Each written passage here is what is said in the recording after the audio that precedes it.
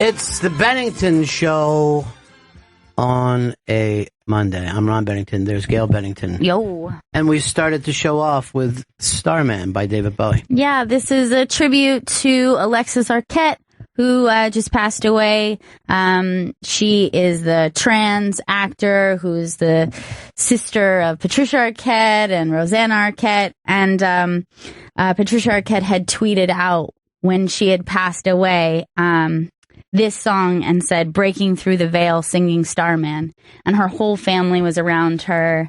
And this is what she was grooving to as she passed. Here's what I heard too. As a request, everybody cheered. Yeah, which is phenomenal. Yeah, right? I'm always really fascinated by people who decide to kind of take it into their own hands. I mean, if you are in that experience to do it, sometimes, getting an illness, and I don't think they've even disclosed what it was, just that she had been sick for some time. And, not everybody gets the chance to kind of know when their death is kind of pending. So it's interesting to me that people who have the experience of kind of doing it on their terms. The Arquette family, very well known in the acting field, all very, very accomplished. But Alexis was the one who came blasting out of the bathroom in Pulp Fiction. Yeah. Probably not only, the most iconic scene in that family, but in movies. That's one of the real... Time, motherfuckers! It's such a great moment. And the look on his face as he realizes he's hit nothing. Yeah. But she was like a really... from what I've heard, people were just saying that she's... just had a lot of lightness about her. She was... This is what I always enjoyed about Alexis Arquette. As confused about the transgender thing as I am, even though Alexis was the one going through it, was still like, call me he, call me she, back to he, whatever. It's kind of a confusing thing. Yeah, she definitely had a kind of a look on it that has to do more with being fluid about it, that maybe Rolling. she felt like she was not in either camp officially. It's hard to figure out. That's all. It's hard to be definitive. Now, everyone loves the Arquettes. Patricia Arquette did my show for right when Boyhood happened. I mean, that was like really Boyhood had just come out. And I was able to say, I think you're getting something for this. You know what I mean? Because it was amazing. And then Rosanna Arquette, this had to be like 10, 15 years ago. I recognize from a block away, a New York City block away from behind. Really? Based solely on hair, butt, and style. And I was just like, holy shit, that's Rosanna Arquette. Because, talk about being the sex symbol of her generation. I mean, both of them are just kind of so unique. Like, they have their own sex appeal about them. But I'm saying when Rosanna broke, we didn't even know who Patricia was. Right. You know what I mean? Like, she was just... rock stars are writing songs about her and, So anyway, to Alexis Arquette today. Yeah, that was awesome. I think that story really touched me. But I think there's something so strange about our own relationship with death. And I'm sure all of that has to do with, you're supposed to have this inherent fear of death. You're supposed to. Mm-hmm. So you're supposed to be afraid of it. But there's just a very strange thing where we fear dead bodies. Like, I was upstate and I was in the woods. And I was thinking, I got it in my head, what if you came across a body? And all of a sudden I started to get really scared. And then I was questioning, what would be scary about, why is it that we find, in a horror movie to come across a body, not a killer, a body. Yeah, you're supposed to scream and you're and back up. But what is it that we fear? It's got to be our own, our own mortality is what we fear. But when you're with someone and they pass, you're not freaked out. You don't scream that there's a dead body. Everybody feels pretty good about it. And I love that, playing music as someone passed. Chris Stanley, and for you, I know exactly what we're going to play. What's that? Bum bum bum bum bum bum bum bum bum bum bum bum bum bum bum bum bum. Or I get knocked down, but I get up again. You know, his big drinking song. Sure. His big drinking top 40 hit. And I think it might say a little something about reincarnation, maybe. I don't know. I didn't think of that one. I did not even think about it. You have any belief in reincarnation? I guess mildly. I think I'm interested in the idea. A mild belief. A mild belief. Souls come back. In some sort of recycling process. But I don't know if it's as definitive as you come back as like one dude and now you like, or you used to be like a... It's always that what we want to keep with reincarnation is our individualness. And that's why what we fear about death. It's just the individualness. You know, people don't like the idea of you returning to whatever thing that you were before. Yeah, like the droplet of water idea, and then now you're part of the ocean. You're like, I kind of like the whole droplet thing. I want to be a little droplet, not part of a big, beautiful ocean. Not my thing. But yeah, I don't know if it's a situation like you used to be Marie Antoinette and now you're Ron Bennington. I'm not sure it's that definitive. I'm kind of even thrown off by the Marie Antoinette thing. It seems like nothing ever went good for me. Well, you had cake. But I always had cake. No matter what life I was in. If I was a bear, I'd find my way to cake. I don't want to, get caught up in the election stuff today, but I do have to say it. I am off.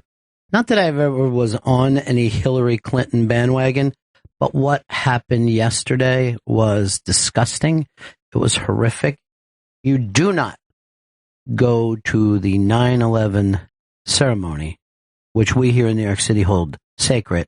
You do not show up at that, Hillary Clinton, drunk off your ass and literally have to be carried out by your buddies. You were fucking hammered. You've got a problem. Check in. Check in now. You can drink all the way there to rehab if you want, but you're going in. And that's it. That's all I have to say about that. Drinking, it's very, very difficult to face those demons. I know it. I try not to pass judgment on things like that. Well, I'm passing judgment. You can't show up there drunk. That's not a horrific thing. I'm not saying she can't be drunk. I'm saying we're mourning the lost souls of 9/11. And you're going to, I know it's hard to deal with emotions. Deal with them. They're raw. We'll put up with anything. But a stinking, staggering drunk, shotgunning beers right before you get there. Plus, I also heard he's a gin drinker. But really cool blue sunglasses. I'll give her that. I thought her shades looked great. Gotta get in the blue sunglasses, Chris. Remind me. Got it. Blue sunglasses. What's the new thing? You don't hook up Lappy anymore? Oh. That's the new funny joke? I don't think it's a joke. Well, you got me with it. We're going to get into Chris Stanley's gamblings that he's been enjoying. What a football day yesterday. What a ridiculous football day. It was a very exciting day, and I'm not just saying that because the Eggs. That makes the day easier. But there are a lot of really exciting... how many games were like 1 point off? Like 3 or 4? Oh, more. But here's the problem. And I've said this before. This time, this teen decade that we're living in now, is the first decade in the history of football that we're not going to have a definitive team of the decade. Yesterday points it out. I don't care who you are, you're in a tight game. You could be the worst team in the league, you could be the best team in the league, and it seems like there's 4 points that separate you. You can be up fucking 23 and then lose the game or come close to losing the game. There is no greatness anymore. We've taken greatness out of the game. So that's a problem for me. I want some great teams. So what were the previous, what was the one of the aughts? It was the New England Patriots. Before that, it was the 90s were the Cowboys. The 80s were the San Francisco 49ers. The 70s was the Pittsburgh Steelers. The 60s were the Green Bay Packers. This is a known fact. It's done. We have a team of the decade for at least every decade of the Super Bowl era, which we're now heading into our 51st. This will be the first decade that so far no team has won even 2 championships. And yet, I was disgusted when we went to 3 championships instead of 4. To me, hey, win 4 fucking championships. What's the big deal? And then by the time, the Cowboys only won 3, I'm like, they're going to be the most embarrassed team of the decade when I put together the 100 years of the teams of the decade. And now that seems like unbelievable that somebody could win 3.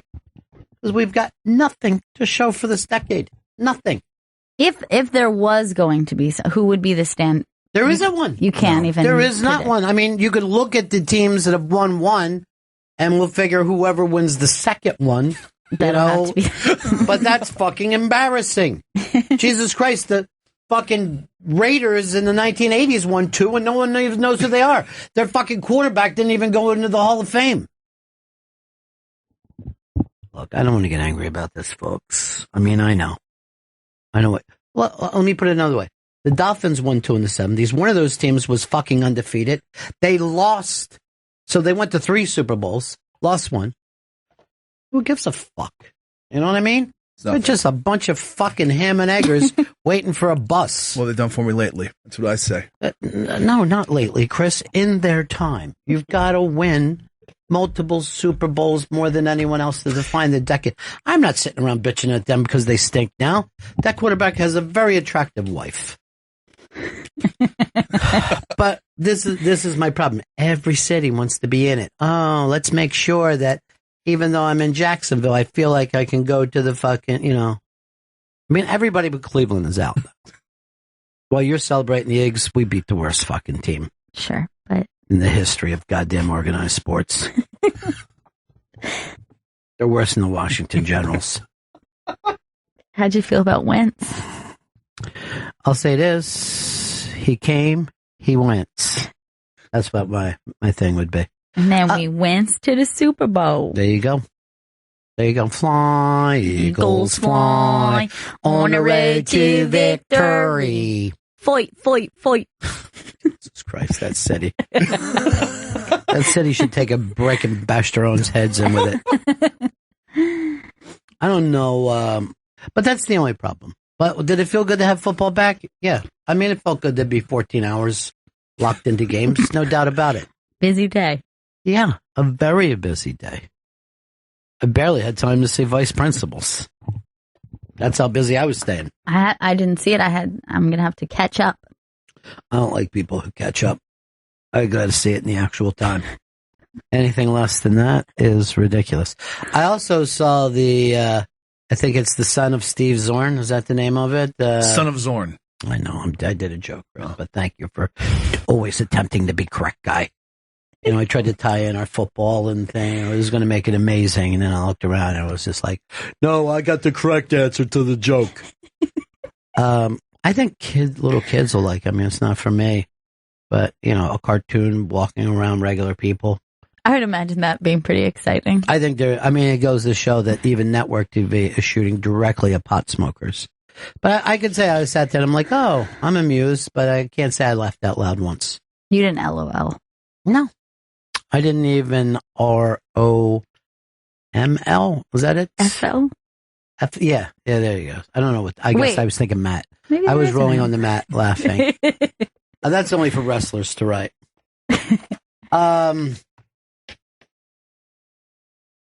Vito, you had a big weekend with your hero, CM Punk. How did he do? CM Punk went out there and he got wrecked in the first minute of his fight. It was over the 2 seconds in when he went in for a punch. He just got taken down right away, never recovered. It looked like he wrestled his brother. It looked like he wrestled his older brother that he never stood a chance against. Now, by the way, who's on the phones? Our new interns. Yeah. Bang up job, tell them, because I'm looking up and they're all caught up and they haven't even been here a minute. Yeah. But this is why I'm not a is it UFC? Yes. I'm not a UFC fan. I mean, this isn't sport to me. This is mugging. It was an embarrassment for all wrestling fans. CM Punk probably never could show his face in the WWE ever again. Well, guess why he got beat up like that? Because wrestling ain't real, okay? That proves it. But he beat Brock Lesnar Jesus Christ, Vito. in a Hell in a Cell match. Are they allowed to do all those ear punches? Yeah, it's very much allowed. You do whatever you want. What's off limits? I guess you can't bring a stick from home. You can't. If you find one in the ring. You can't blow the other guy. That's one of the things there. You can punch him in the face, but do not lick his balls. Well, that seems like a nice thing to do. You can't punch in the back of the head. You can't knee a downed opponent. Can you punch in the front of the head? You can punch in the front of the head. It's a fair game. But Dana White said the next day. Data. Robot. Dana White said his next fight probably shouldn't be in the UFC. So I don't think he's going to be having a comeback there. Yeah, no kidding. Because he got $1 million a minute. Hey, Johnny, what's up, buddy? Hey, guys. Ronnie, how you all doing? Well, I got to tell you the truth. I feel like we're doing pretty good. It's a beautiful late summer day. You can feel autumn in the air, but it's very, very nice here in the city. How about you? Same here. But I got a bone to pick with you. Please do. Pick your bone. The Skins and the Niners, yes, they both went the 3 times. Maybe the Niners won 3, but the Skins won 2. They still went the 3 in the 80s. Guess what? The Niners won 4 in the 80s. 4 is greater than 3. You're right about that. Yeah. So the Skins, I hate to tell you, they're not a dynasty. Any other decade, they would have been a dynasty. But Joe Montana won more. Sorry. Don't know how to tell you. Here's the other problem with the Skins as far as being a dynasty. In a way, it's like an amazing thing to say. They did it with 3 different quarterbacks. That's pretty crazy. That kind of keeps you from being a dynasty because you want to have the quarterback of the age. Even though the Cowboys didn't have the quarterback of the age, they certainly had the finest team of the dynasty. Now, they didn't go to the Super Bowl as many times as Buffalo Bills did. The Buffalo Bills, had they won each of those games, would have been considered the greatest team of all time because they won 4. I mean, they would have won 4 and 4 in a row. But just like the Skins, sorry, I can't play a game of what if. Look, I enjoy John Riggins. Don't get me wrong there. Got the same last name as my uncle. But, by the way, they used to try to act like they were related, and I'm not even making that up. And I had to hear it, and I'm not going to, I'm not going to fight it, but I'm like, then call them. You know what I mean? Like, I would like to hear from a relative. Why wouldn't John Riggins? But I'm sorry to the Skins. I know you love your racist team and your racist logo. It's great. It's great to run down people that have already been through a lot. I get it. But you're not a dynasty, guys. Sorry. I find their fans to be a little extra. Guess what? I find all fans to be that way. I was watching the games yesterday and forgot how much I hate most teams. And I actually had this conversation with your aunt. I'm like, how come I love Colorado so much? I love Colorado. I look at Denver and I'm like, ugh, that team, their fans, their stupid colors, they disgust me. Is there any team that you like that you have no connection with? You're not born there, you never lived there, but you just like the team. Well, I would never root for this team because they've had too much success. But I love the idea of the Green Bay Packers. I love the idea of a team owned by a town. I love that the tallest building in that fucking city is probably the stadium. And it's a ridiculously small place to have a team. But the fact that everybody chips in and they love their team and they're crazy about it, I like them, but then I also see them as a bunch of Dudley Do-Rights, Let me tell you, if you're anywhere in the state of Wisconsin and you run into a black person, you can say, what position do you play? And be totally correct in that. But I mean, even looking at the stands, there's no black people there. What about for you? Do you have one? Packers were one that I was always, they were like always on my radar as a kid. Yeah. For some reason, I liked the idea of the Saints. No, I like the idea of the Saints too. First of all, because it's a perfect name. You know, the Saints come marching in. People get real fucked up at the games. They bring an umbrella. There's something, like they have something a little like cool about them. They've got a cool look. I like that town. Yeah, but you only knew them when they won. I mean, they were the joke for fucking, 35 years. I'll give you another one that every young boy loves. Raider Nation. Yep. You can't get beyond. It's the fucking Star Wars of football teams. Sure. And if you can imagine back to when they used to win, you know what I mean? Everybody, they were in like an outlaw team, There's not much. I mean, look, Phoenix Cardinals. I mean, who could even imagine such a thing? I kind of like the idea that the Rams are back in LA. You know what I mean? I'm gonna wish them good luck. Ravens disgust me. They're really the Cleveland Browns. Hate everything about the Colts and their fucking shitty owner and the fact that they left in the middle of the night. I just hate them. North Carolina, no reason to hate them. Just don't like them. Seem too new to me. Don't like the Jags. Is a new team almost like, it's kind of like a new religion. Like it's a weird thing. Good. Scientology. Yeah. The Panthers are really the Scientology of this, But at the same time, I don't like the Giants at all. Too traditional for me. It's like fucking cheering for IBM. You know what I mean? Just like a faceless corporation of fucking drones going around. And yet I like Eli. You do like Eli. I like him a lot. I dig the younger brother syndrome. Chris, anybody you like? The Seahawks. I always like the Seahawks. Yeah. What? Horrific. Hate their fans.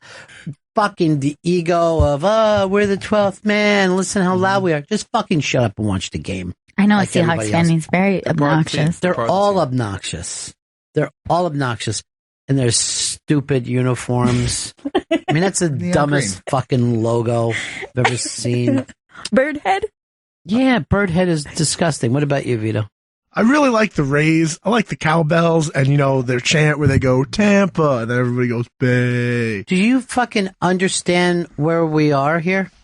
That we're talking about professional football? NFL. I thought we were just talking about sports in Why would I talk about sports? Did you hear one other thing? You went to a fucking game there, and you're loved. And by the way, that chant that they have came from the old soccer team back in the 70s and 80s. It's not even a Rays thing. And people in Tampa hate St. Pete. They have a disgust for it. They do. But you're a goddamn show derailer. You know what I mean? We were all just cruising along, loving our topic. Oh, looking at each really other like, feeling good. We got it. We're in the pocket. Good answer. Seahawks. Oh, fuck, Vito. I feel sick. And you think that you can sit and train these interns when you can't follow us? You know what? Just don't even look around. Throw a dart over your shoulder, and whatever intern you hit is the new producer. That is it. And we'll be in no worse shape. This is exciting. It's like if he would just went like this. I gotta say, Green Hornet. He had that Frank Cato. It's like he drives a car, buddy fights. Green Hornet. Oh my God. Where's your head at? Hey, why is it hot in here, Chris? Oh no, it's all the way down the air. All the way down. See? Yeah. You did it. You did the backwards, like standing up. It's all the way down the air. But does he do this? Does he realize that he forgot the noun? Is that why he jumps in? Here's another reason I fucking hate the Seahawks. And I'm going to take this now. I've one-upped it. I despise all of them. We're going to do the protest by doing something positive, like locking arms in unity. Were they the only ones who did that? They were, right? Yes, because they have to be special. Because the fucking quarterback waited until he got married, till he got his nut off, like it's anybody else's fucking business. That isn't a protest. It's nothing. It's new agey love. I thought it was a little. Are you for Black Lives Matter, or are you like, we're a team that stands together? You're dopes. Yeah, nobody's questioning whether or not you guys are a team. Yeah, that's not really like we stand together. We know you're committed to going back. You want to be the team of the teens. We know that. You're a good fucking team as much as we hate you. And I say, I'm going to just say there's no reason for that at all. What they did. No reason. It serves purpose for neither part of this argument. I think that's my biggest issue with it is it's very wishy-washy. And it derails the other thing. It's saying, oh, your kneeling is disrespectful, but our arm locking is a better way to do it. I've got Either stand or kneel. I've got a spy report here. Spy report. This is breaking news. Hillary Clinton was just pulled over, drunk off her ass, going 75 miles an hour through a school zone. When the police showed up, her left tit was out. This is a problem. She popped a titty? That's a problem. She took it out, her tit.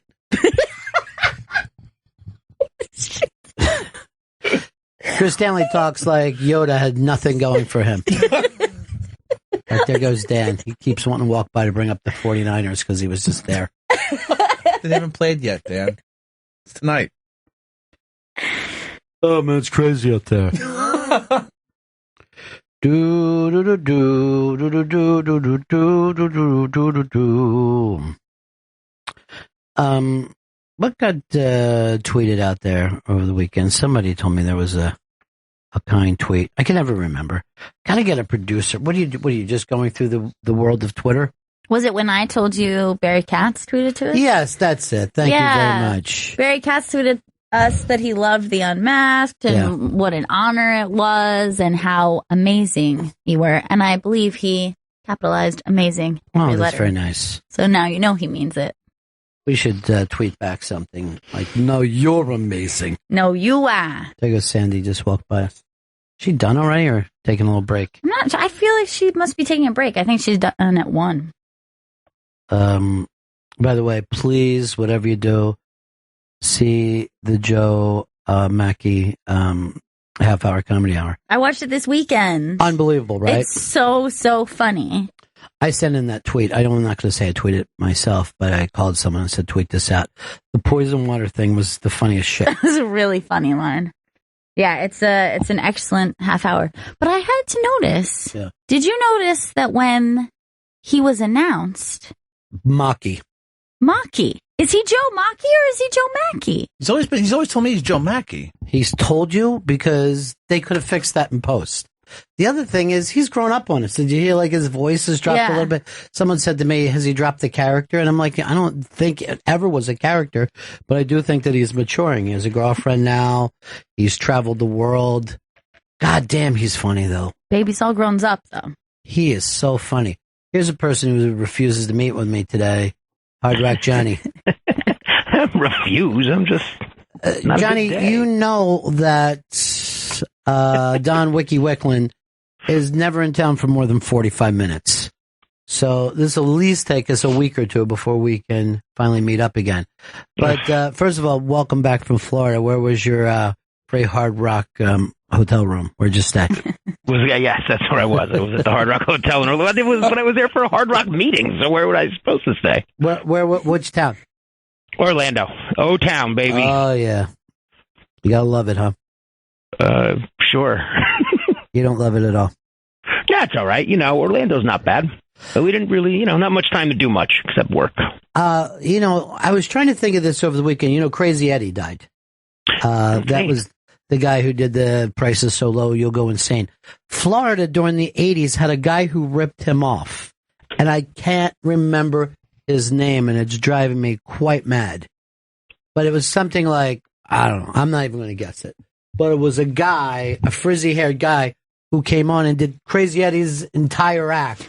What was selling his own, selling stereos. There was a time back when rock was king, when the most important purchase a person could make was a stereo system. It doesn't exist anymore. You get fucking earbuds and a phone. That's how you guys listen to music. But people used to think, so these used to be discount stereo sales, where you get large speakers that weren't that good. You know what I mean? But if a girl came over, she's like, look at the size of your speakers. You're keeping your candles on them. But I cannot remember this fucking guy's name. And it was driving me mad. But Johnny, that's not why you called here today. You had something bothering you. No, we was going to get into some football talk. At first, I'm a little upset that you don't like the Giants. No. In a way that, like, you know, not that generic. Hate the Giants and always have. I hate them. They're almost the Penn State of football. Oh, no. Ouch. Yeah. I mean, you just look at them and it's just like bland and blah, faceless. And, you know, you had one guy who was a fucking mad dog and you hate him. You hate LT despite everything that he's given you. Who hates him? I love LT. Your organization despises him. Well, I mean, you know, they go from a public relations standpoint. I think they have to kind of stay away after his. I think he just got another DUI, the poor fella. Well, you know what? It's a fucking disease. No one wants to bring this up. But for me, it's like a cop pulling over somebody with the flu. He has a disease. So, Johnny, what do you, your Giants against a team that I hate even more, the Cowboys. And look, I got to deal with my hate. I was figuring this out yesterday. I hate too many teams. Yeah, you've got to at least narrow it down to like 2 or 3. I got to tell you the truth. I hate my team. I mean, I'm not going to lie to you. Sure, it's healthy. Yeah. So they hurt you the most. I don't allow that to happen anymore. Okay. It's like being slapped by a drunk dad. You just take it. You're not going to be shocked by it anymore. The days of being surprised with that pain are over. I have become comfortably numb. And when I was a child, I had a fever. Ooh. And my hands, they felt like 2 balloons. But anyway, Johnny, you're glad football's back. You're a one sport, Johnny. That's you. You just like the one sport. I'm a baseball guy. I'm a hockey guy. Hold on. What do you own season tickets to? Well, Giants. No further questions. I go to a lot of I said no further questions, sir. You may that wasn't a question. It was a statement. No further statements as well. Oh, all right. Well, then I can't say anything else.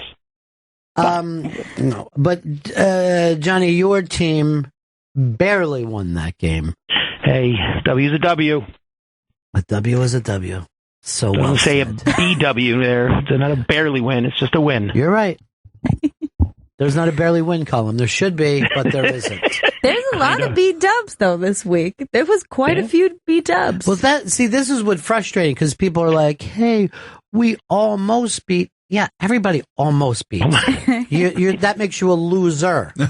You know? You lose, sir. You lose. Good day. You know who won over the weekend? Your favorite person, RuPaul. RuPaul won at the Creative Emmys for, I believe it's like Outstanding Reality Show Host. By the way, though, those are the Emmys. They call them the Creative because they don't want to put them on TV. Why can't these be on TV? Because who wants to see hairstylists? Me. Oh, God. You can't have a 9-hour-long fucking Emmy thing. All right. It seems like the presidential hopeful Hillary Clinton, while they were taking her into jail, threw her shoes out the window. Okay. Oh, no. She is a drunk. She better go peacefully. Chris, what games you end up watching yesterday on your phone? I was red zoning on the phone. I watched them all, red zone straight up. I red zone too, and it's so annoying. I mean, it makes you feel frantic. At the beginning, it's like, oh man, Hanson's back. He's like an old friend, that guy. And then by the end of it, I'm like, I fucking feel crazy. It is exciting though. It's like you're like shooting speed. Yeah, like you're in the war room or something. Yeah, there's no difference in shooting speed. But let's say if you're a young person watching this, you learn zero about the game of football. You do not understand the game of football. You know who understands football? Johnny, who goes to the games and sees what a monotonous, plotting fucking thing takes place, broken up by moments of vicious excitement. But a game isn't like, oh my God, look over here, look at this. It's like watching a porn compilation. And after a while, you're like, I'm done already. Who is this supposed to be for me? I can't even fucking get my mind into any set. Well, Johnny, first of all, let's just say this. Did something come out at the Hard Rock meeting that the rest of us should need to do? Are we had burritos? We're okay now. Everything is good in the world of famous pants. We're all good. But did something come up? Did you guys decide to add jazz? I mean, what is going on there? Nope, just Hard Rock. How long has Earl worked with you now? Oh, God, it's got to be, might be almost 3 years now. I think it's longer, Johnny. It's longer. I think he's worked for you longer than he worked in radio. And come on. Is he still picking out the songs? He does. He's he's one of the few people that's allowed to do it in the entire company. Really? A true story. What's he normally pick out? P-Funk every opportunity he gets? No, he reads the room and then plays the appropriate vibe. Doesn't work so well sometimes. Let me look at some of these other Emmys, see if you guys agree. The director for Amy Schumer won for the sketch Madonna Whore. Outstanding writing for variety series, John Oliver. Yeah, but they got all week to do it. James Corden late night carpool karaoke primetime special picked up outstanding variety special. Of course. Children's Hospital won for outstanding short. Rob Corddry won for outstanding actor in a short form. Those dumbs. Animated program went to, guess, Chris. South Park? Oh, God. Still South Park. It's 20 years now, Chris. The show's still good. BoJack? Nice try, no. But thanks for being in this decade. Rick and Morty? No. Archer. Archer. All right, here's who RuPaul beat. See if you agree. Jane Lynch, Steve Harvey, Ryan Seacrest, and Tom Bergeron. I strongly agree with the Academy. Are they Academy? I think you're the Academy of Emmy stuff. Yeah. I strongly agree with the Academy's decision. Well, okay. I strongly agree. All right, put it out. This is a poll. Yeah. Send it out to the media. We're backing Gail up. We strongly agree as well. Consider Gail. Yeah. But this surprised me. Ryan Seacrest hung himself with a belt after not winning. Seacrest out? Yeah, Seacrest is out. So big ups to Ryan. Poor little fella. Well, you know what? He had a nice fucking run. He never won an Emmy. Never won an Emmy. Are you serious? Yeah. I would say this about Ryan Seacrest, and most people would disagree with me. I think he's up there with the greatest broadcasters who've ever done TV, period. He did that wacky, chaotic show for 15 years, and there never was an off moment with him. He always kept his cool. It's a very fucking hard thing to do. It's a weird craft to be able to know how to be the calm going, coming up next, blah, blah, blah, and end that ridiculous show right on time every night. Unbelievable. Yeah, and then to have someone in your ear telling you to stretch, or now you're going to cut this thing that's coming up next that you thought you were going to throw it to, but now you're not going to throw it to. Exactly. So imagine you're doing live TV in front of, at the time, 35, 40 million people. And someone said, just stretch for 2 minutes. We've got nothing to give you. Just start thinking of facts and moving around and make the people at home think that this makes sense. He's walking through the auditorium. Oh, look who we have over here. And he's making it seem like that was a planned thing. Oh, there's Judd Apatow with his daughters. You know what I mean? You're just walking over to them. It's a really tough thing to pull off. And I'm going to give the award to RuPaul. Deserved. I got to tell you the truth. I've never seen it. It's Drag Race. RuPaul's Drag Race. I know that you love it. We're now in an all-star season, and it's terribly exciting. Oh, is it? It's a very good season. Their first all-star season stunk because they did how Big Brother will just come up with a new rule and it just stinks and it ruins the whole game. They said, oh, now there's teams. So if someone on your team fucks up, you're off. And they paired everyone up and it ruined everything. This season, they did it right. They did it the correct way. Yeah, but they still made some changes, but it was an interesting thing. Well, they picked out the worst person to host a show, and that went to Julie Chen.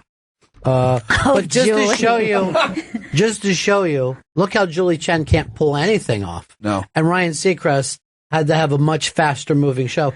And Julie Chen, if the people don't sit down, she doesn't know what to do. She has no idea. And if they say something, even slightly out of the realm of what she imagined they would say or what her She's producers assured her they would say, she is just watch her get a compliment. For some reason, Chenbot just goes like immediately. They're like, Julie, I love your dress, and she's like, okay,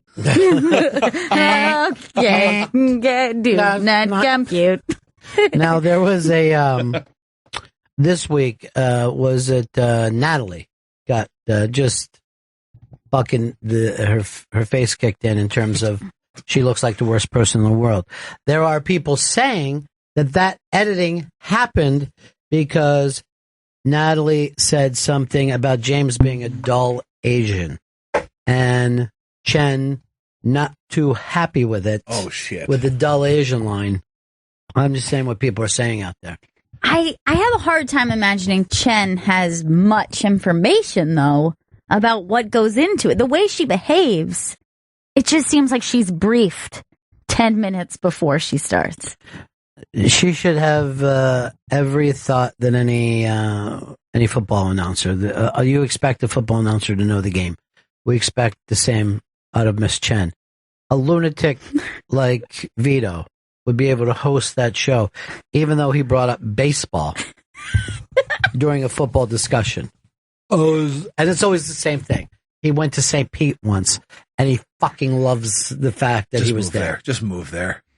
They wouldn't fucking have him in. You have to swim most of the time. Big Brother news. You guys know we got an eviction tomorrow night. Just a heads up. That's not news. That's the same thing that always Cannot happens. related to what you just said. Tuesday night eviction. So what? That's crazy. It happens every year. That's like saying, can you believe it's a playoff game? Come on, they're not going up against fucking Thursday Night Football. They know better. They are going up against Thursday Night Football. They're still doing Thursday episodes? Yeah. There's a Thursday episode this week, right? I think so. Yeah. Oh, I look like an idiot. Yeah. So then we're getting an eviction Tuesday and an eviction Wednesday? Yeah. They always end it, Yeah, and then you have super 3 days that the last three sit around. Here's my prediction for the final three. Are you ready? Yeah. Nicole, James, and Paul. That there are no couples. Whoa. That the idea will be to keep chopping off the couple. Yeah. That's my belief. That's very smart. It would be a smart move if It's the Paul, only move. yeah, if It's the Paul only gets move. in that position of power to get rid of Corey. Or even James. Right. James has to do the same thing. But would he? You I don't think he would. First of all, you said that would be the smart move. That's what I'm saying. For James, it's the smart move, unless then it's 2 against 1 if he doesn't. Yeah. 2 against 1. He doesn't want any part of that. So Disco Dan, we didn't get a chance to say hello to, right? Yeah, he just came by to tell me he was busy today. Okay. So he can't help you? Is that what he's saying? No, he was like, just coming by to tell you, I'll help you at 2. And I was like, that's usually the normal time you help me, Dan. I know, but I wanted to see if I couldn't get him in now. Should we meet the interns on the air? I haven't met them yet, so we could meet them on the air. Send the interns in. This is very exciting. I know. Here's the thing. I hate to put the interns on the air before we have nicknames for them. Yes. One of them was just telling me about a certain TV show we all were just talking about. What do you know? He's a big Brother fan also. All right, come on in, guys. How are you? Hi. I'm Ron. This is Gail. Yeah. Nick. Chris. Hi, Nick. How's Marcus. it going? Hi, Nick. What's up, Marcus? Hi, Okay. everybody. Well, I already got Marcus Hook down as a nickname, Okay, so everybody perfect. enjoyed Done. that from this point on. So what brings both you guys? Which one of you is the Big Brother guy? Right here. Okay, Nick. You got any predictions to win this thing? What's up? What, you got a prediction of who's going to win Big Brother this year? I think Nicole, to be honest with you. That would be amazing. That would be the upset of a lifetime. Yeah. I can't imagine anyone in that fucking house voting for Nicole, though. That's the problem. You can't lay on a bed. You can't lay on a bed an entire That's season. how they'll say. They'll think that she just attached herself to Corey. Yeah. They'll say that she didn't win enough comps. All the women said that if there's a woman in the final two, no matter what, they're voting for her. Guess what? It hasn't been one in a while. A lot of them hate Nicole, though. Women don't vote for women. Okay, Hillary Clinton's the perfect example of this. Women, and I don't want to say they're too stupid, but they're not motivated enough to vote in their best interest the way men, primarily white men, are. That's why when there was tickets to go to the moon, only white guys got to go. Why? We look out for each other. Make America great again. All we're saying is make America white again. We vote for ourselves. Finally. Yeah. Finally. To make America white again. Oh, okay. I see what you're saying. So guess what? If there was a chance that this was going to be the first man fucking president, get 98% of the men vote. 98%. In a heartbeat. Why? We're thinking. We're like, what's best for me? We think with strategies. Women are like, is everybody fed? Everybody in the family? The kids being taken care of? That doesn't occur to us. Sounds a kid nice, though. a fucking, on a Sunday afternoon, a kid nice. could be starving in front of us. And no one's going to think, does that kid want some chips and dip? Am I hungry? When you ever hear somebody leaving a kid in the car, it's a fucking man. Why? We're thinking about other shit. Going to the moon, winning wars. We got that new $2.8 billion battleship. I'm fucking suddenly just like looking up all weekend over. Look at that son of a bitch. It's gonna blow up a lot of shit. That's the way we think. That's why we're can-do guys. That's why we built a goddamn railroad that went from New York to San Francisco, just fucking straight through. Indians are shooting. We're like, build that railroad, you blacks and Chinese. And then when it was time to take the picture, all the white guys were there. We did it. We built With a shovel? With a brand new with the last one. We were going to put the last spike in. And we pick up a sledgehammer. We go, what end of this did we hit with? But it doesn't matter. We're taking care of stuff. Who's going to win it all? Corey's going to win it all. Corey could. Paul is the best player this year. I don't know if he could win it all. Yeah. I think Corey's going to slip his way into winning. Well, it's not slip. I mean, he's shown brass balls here at the end. That's when you got to turn it on. And he had no problem. Hey, I know I promised you guys everything. Fuck you. But I love you. You know you're my boy. But I want the money, not you. And then what is Nicole doing, the woman? Oh, I don't know. Yeah. They'll be mad. So I don't know. You're not killers, right? You're not killers. I mean, if you think about it, it's the best game move for him, period, and her. Done. It's just simple as that. Done. And you can't be offended by it. You can't go, oh, he backstabbed me. It's a game. It is the game, but they forget that. James doesn't realize it's a game. Well, James is walking his way in the final three no matter what, because if Paul wins head of householder because Victor's the target this week, right? He's not going to put James on the block because he's just going to be sitting there, and then Nicole and Corey are going to get Paul out next week if one of those two win. So he's in the final three. He 100%. can sneak his way into the final two as well. But nobody would vote for him. I don't know. But America, because they love. He's so sweet. And he got fucking treated like a bitch by that little Jersey girl. But no one in the house you think would vote for. No one. How could you? Yeah. No. How could you? He laid down the entire summer. He blows. And guess what? The pranks are no longer funny, dude. We get it. You're small. You can fit in a fucking bread box. You know, if we thought that was so interesting, we'd have nothing but midgets on Big Brother every year. Now, good idea. You're here is because these guys are talking about putting together a podcast for the season. Oh, wow. Is it going to happen? Yes, it is. Big Brother Over the Top starts September 28th. Nick at Night is your producer of that? Yeah, Nick at Night's our producer. All right, Marcus, you got a lot to do, dude. You got a lot to fucking do to play catch up here. You're not speaking my language. Big Brother, Bowie, Building a Railroad. Wait. The Skins, I got all those. Okay. You were speaking my language when I was in the other room. All right, here's the question, because I don't know. Which of you guys is friends with Wally the Cue Card guy? That's me. Okay. This is another big fucking thing for Hey, man, what do you want from me? I won an iPod from you about 12 years ago on WJFK. Wait, when iPods first came out? Yes. Yeah. That's exciting. It was exciting because I kept 7 of them for myself. It was this fucking iPod. Fill man. these babies I think up. I still have mine, actually. It's generation 2. I was like, where's my ZZ Top iPod? I had one for, I didn't know that you could mix. How do you know Wally? Actually, my youngest brother, his best friends with his son. So I've known him for maybe 10 years now. And he's an incredibly funny man. Oh, he's the man. Here's the He's weird great. thing. He's funnier than the people that he holds the fucking cue cards for. And I'm not making that up. It's Out very of true. everybody, if I if I ran Random House or something like that, and they said, "Oh, you can have anybody write a book," it would be him.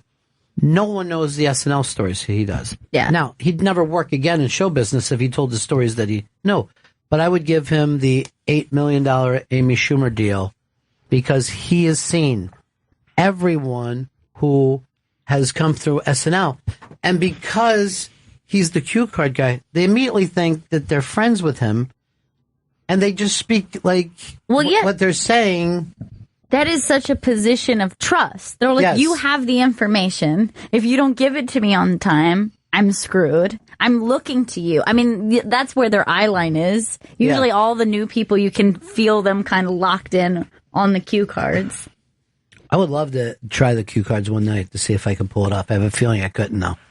And they still do like the old school cue cards, right? He doesn't run the whatever The that machine teleprompter. is. Yeah. The thing is, a teleprompter is not funny, right? It's not. A cue card is funny.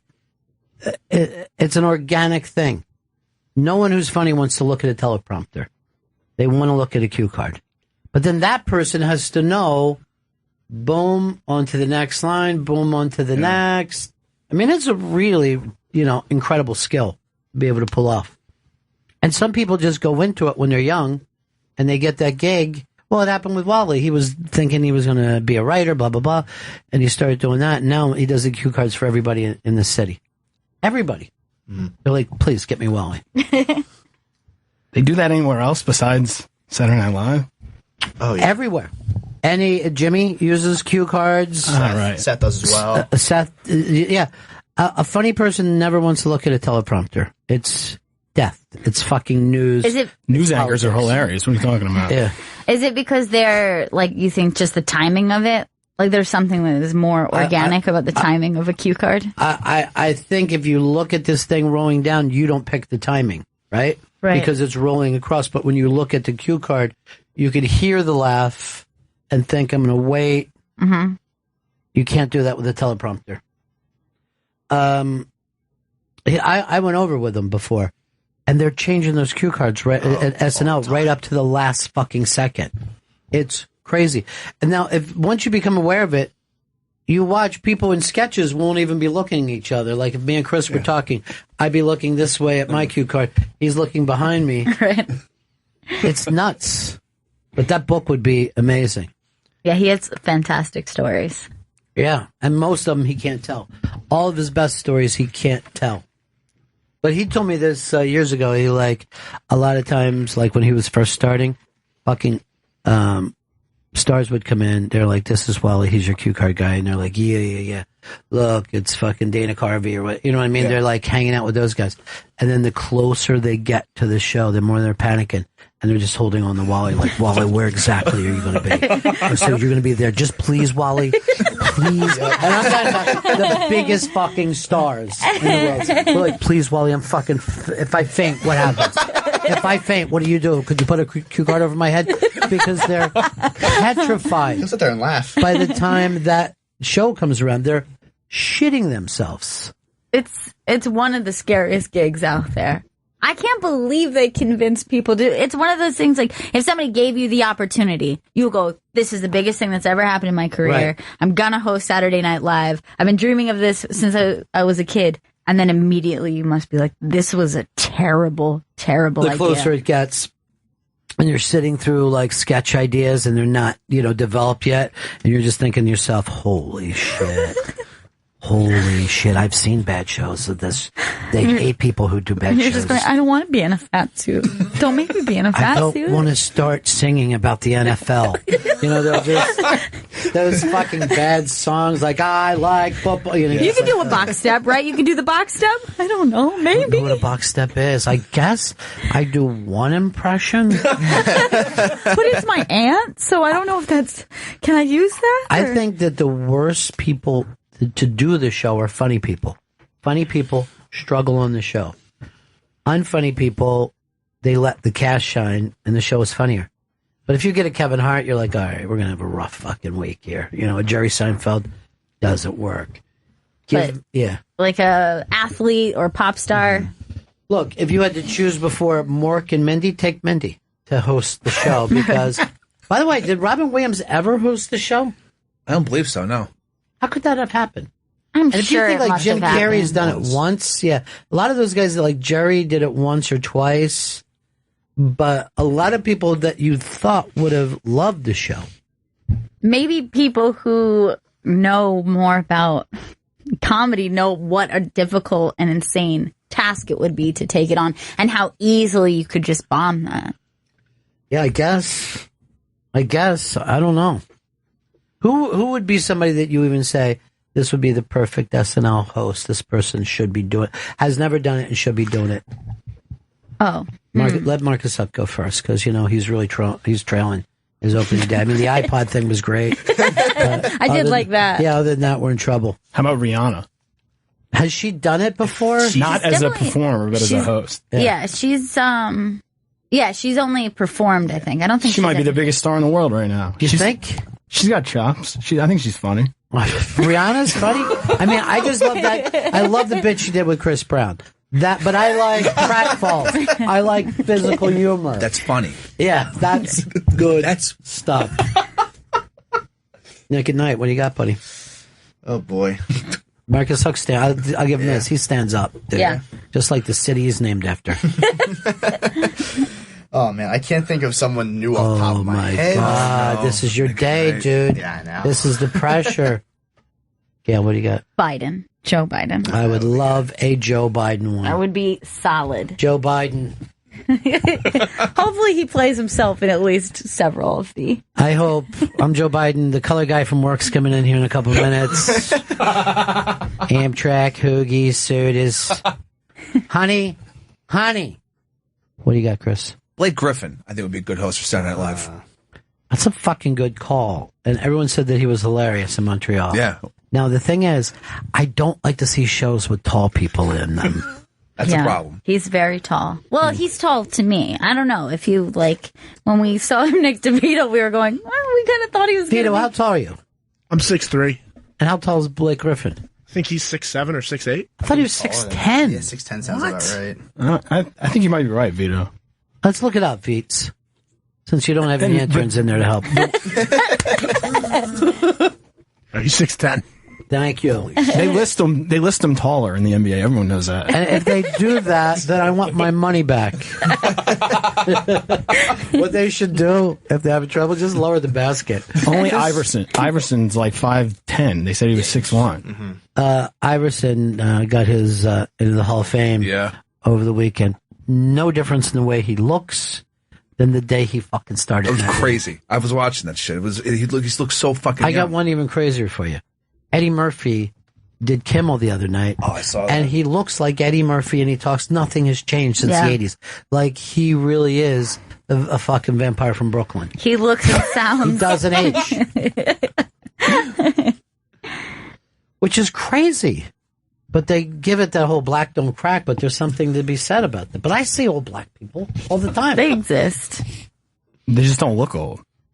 I don't know. Don't you ever think you've ever seen that guy who looks like, you know, like an old man? I think it's just but like... maybe that guy's It's 300. like maybe it's more like an eventual cracking. Oh, like that's how it is for Asians as well. Like they stay very youthful, but then when they go, Can I change you It's there, like- though? The women stay very youthful. I don't know if the men do. I think the men seem like they age for both genders. I think the way most Asian aging goes is like you look like you go up to 21 and then eventually you're 100. But that's like there's no in between. The only thing that stays really young on an Asian man is his dick. Oh, they have a toddler dick. I'm going to say this, Marcus. I'm giving Nick extra thanks for going for the quick laugh, and he wasn't able to even hold it in. I'm just confused. Were you saying that Asian women don't age noticeably? They age at a slower rate. What about those women that are notorious for walking around Lower Manhattan picking up cans? Often Asian women. Again, they're 140. Yeah. But they look really old. I guess 140 is pretty old. What I'm trying to say to you is, like, when they're 40, they look 25. Right. Yeah. And at a certain age, Gail said, it all kicks in. You got to pay the fucking piper. There's no doubt about it. Same with, I think, old black men. They hit that point and then they... You're coming across as a racist now, Marcus. I'm picking up on it. Come on, Hooksy. So it's good to know. No one ever you know, said like Hooksy. Okay. Marcus Hook is a place. No one ever said... You could say I'm going down to the Hook, but I don't like those people. I'm going to be totally honest. like they're jive talking. Like, well, you want to jive talk? I'll talk some jive like you never heard. You know, this is a good staff that you got here. If they fuck up, it's going to be because you haven't trained them properly. Marcus, what's the long-term career plans? What do you want to do? I want to be you, Mr. B. Okay, that ain't going to happen. So that you're living in a fucking dream world. What about for you? I'd love to be either an audio engineer or a director on a TV or radio show. Wow. Yeah. Audio engineer. So you're actually interested in the technical aspect of it. I love audio, just everything about it. Why? Why would someone love audio? I don't know. It's the sounds? You know, because of how important audio is just in general in everything. If you're watching TV, you turn off the audio, you're like, well, this guy's talking. What the hell's going on in there? You know? Like, if right, you can't tell. You can't tell. You would have hated the fucking silent film age. You're like, we need something else. That's why the words came up right afterwards. Yeah. Right after it, you know? Great organ, though. Great organ music. I mean, so is he on the... Does that put him on the T-shirts or the suits team? Well, no. When he's behind the scenes like that. Let me tell you something. There's nothing that is less social than an engineer. The engineers in this place won't say hello to you in the hall. No. You know, they'll work, if it's your time with them, they work very hard for you. They try to get it perfect, but they have, like you discussed them. Yeah. Because you don't know how to fix anything. Where do they go? Are they just in that room that looks like a command center? Yeah. They just live in there. They all of them are in some weird, like, shack behind that wall over there. But do you even consider the guys who do the bands and stuff? Do you think that they hang out with those guys? They do. I've seen them in there, yeah. They're a mystery is what we're saying. Yeah. Well, we'll get you involved with all those dudes. Awesome.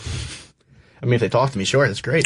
No, because you have a shared interest. You have a common interest. The rest of us go, we need a battery changed. No, it's broken. I don't know. There's a plus guy to size of the battery. Does that go somewhere? Its caps lock won't turn off. Everything comes from caps. Can you fix that? First of all, that's not audio. Well, I call them for that anyway. No, that's the IT guy that you should be calling for that. Well, that's why they're mad at me all the time. Engineering. The IT guys are mad at you because you're constantly on porn. Yeah, and they watch what you watch. I thought they would like it then. No, because you go to the dangerous part of the web. You know what I mean? You don't hang out where normal people do that no one keeps an eye on. You just can't deal with Pornhub anymore, you know? What do you do? You go under? There's an underneath web? Yeah, it's called, I have to use like a Tor browser, Tor. It's called the deep web. It's the upside down. It's the upside down of the internet. Apparently there's more web pages on there than it is on the regular non-upside down internet. And how many people do you think go to the upside down part of the internet? Oh, there's millions of people going there. I mean, do you guys go to this part of the internet, the part that's only for thieves? And I've heard about it, but I don't even get it. Yeah, if there's millions of people, but there's billions all all over the world. Yeah, but did you see what he just said? There's billions of people on the regular one. Yeah, who'll just go to Google. Right. And most of us have never heard of. Is it Tort? Tor, Tor. You need a Tor browser. And who invented that? That I don't know. I just know it exists. I don't know who invented it. To me, that sounds very unlikely then. If there's far less people, you really think that there's more content I've read in the dark web. There are more actual like pages. This is where Silk Road was. Exactly, yeah. And now there's like a dozen other Silk Roads that are just still pumping out drugs to everybody. Pumping them? It's like the drugs. What? Yeah, pumping out drugs. Pumping out? Marcus. You know what I fucking love? They already know you're a dick. I am a dick. So? You're supposed to be the leader. You're the leader of this crew. Yes, there's drug eBay. No. You're missing the point of that. Yeah. How do you not get the respect of the first day interns? That's what I don't understand. You're the executive producer of this show. Yes, I am. I don't know what their problem is. Okay, never mind. This is why. Vito, you're going to be step-up guy until one of these guys steps up. And then they'll step over you. Huh? We're going to be boys, just like I was boys with Spencer Berger. All right, stop, referencing thing. Yeah. We move on. Is that the one guy you were talking about before? Yeah, he's my friend. I texted him, asked him how college was. How's he doing? Doing good. Good. Thanks for giving me the thumb up. Thumb up. Hey. All right. We got to get ready to break here. Chris, I got to change your personality to get you to... Vito, could you just grab those lines first while I'm in here with the interns? Thanks. But we got to do something about getting you some respect. Maybe it's the picnic blanket that you wear as a fucking This shirt. is just, I've seen other people wear this type of shirt. It's a dad shirt. It's fine. But does anybody respect them? I don't know. I Most people didn't take don't. that into account when I bought it off jcpenney.com. Most people don't respect their dads. Maybe that's what it is. You're That reminding. is true. That is true. You won't hear people say, you know who's smart? My dad. My dad is a smart person who's really on cutting edge. All right, Sean knows a little bit about the dark underworld of the web. Sean, what's up, buddy? Not much. How are you doing today? On the gang, dude. So I was just calling to tell you guys that the Tor browser was invented by the government to help people in other countries spy. So Without, that was always set up as a spy thing, and this was a way that other spies from around the world could contact us, and then we found a way of selling drugs on it. Yeah. And murder for hire. Yeah. Yeah, it's all anonymous. That's the big thing about it. How long have you been on it? 2 years, maybe? And what's the best thing that you found on there? I don't know. There's a lot of snuff. I don't know if it's the best, but there's a lot of weird shit. There's a lot of snuff on there. So that's. So why do you want to watch snuff? You're watching a murder take place. Yeah. And what else do you watch? Well, I don't go to anything too suspect because I don't want to fucking get busted by anyone. What's insane? What is he talking about? I don't know. I'm really disturbed. You just end up on it, though? No, I'm serious. Basis of sight. It's like You got hooked. How did I get hooked? You asked the question. You just took the fucking hook, dude.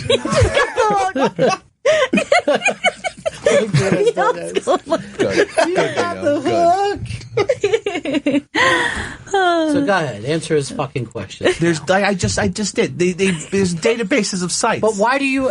So you just click on it? Like, is that it? You download a Why browser. can't you explain yourself? I am explaining myself. What is You download it? a browser. You get the URL, which is a weird sequence of All right, characters. but look, if I know what a URL is, Yeah. but when I go to Google, right, Yes.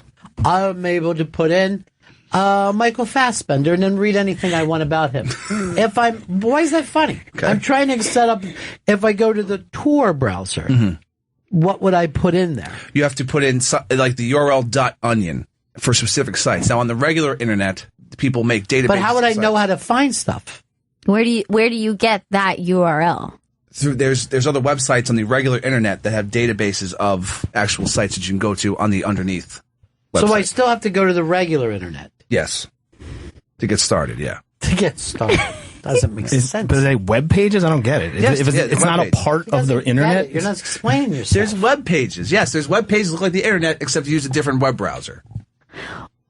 Oh, so it's only the browser. What kind of web design do you have on a page for snuff? Like, is it Not very good. Well, like, do they bother making it a flashy, nice place? No, And why do they put it up User-friendly? there? Because they can't make money, right? Or do you buy the snuff film? I don't buy. I'm not buying snuff films. Like, can Does you? one? Yeah, you can. Yeah, there's a whole bunch of my like God, weird he's shit. crazy. Yeah. Where do those go then?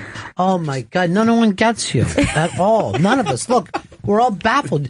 You want to be a broadcaster, right? Yeah. You have to explain yourself with as few words as possible. All right, Tor browser. Oh my God! You start in the beginning. Go ahead. Tor browser. That's URL, it? Yeah, URL. Google Tor browser. That's too few, and you know it.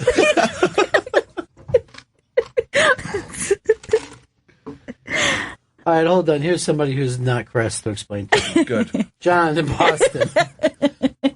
Hey, guys. Hey. I just wanted to talk about the Tor browser and how it actually works. Okay, go ahead.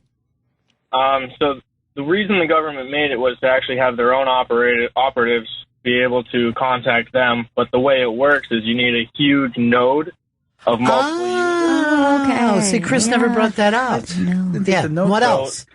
The reason it became a public thing is so that they could have a bunch of dummy computers essentially as relays throughout the world. Oh, I get it. Chris didn't think of that. Okay. Good. That's clear. great. Clear. Node?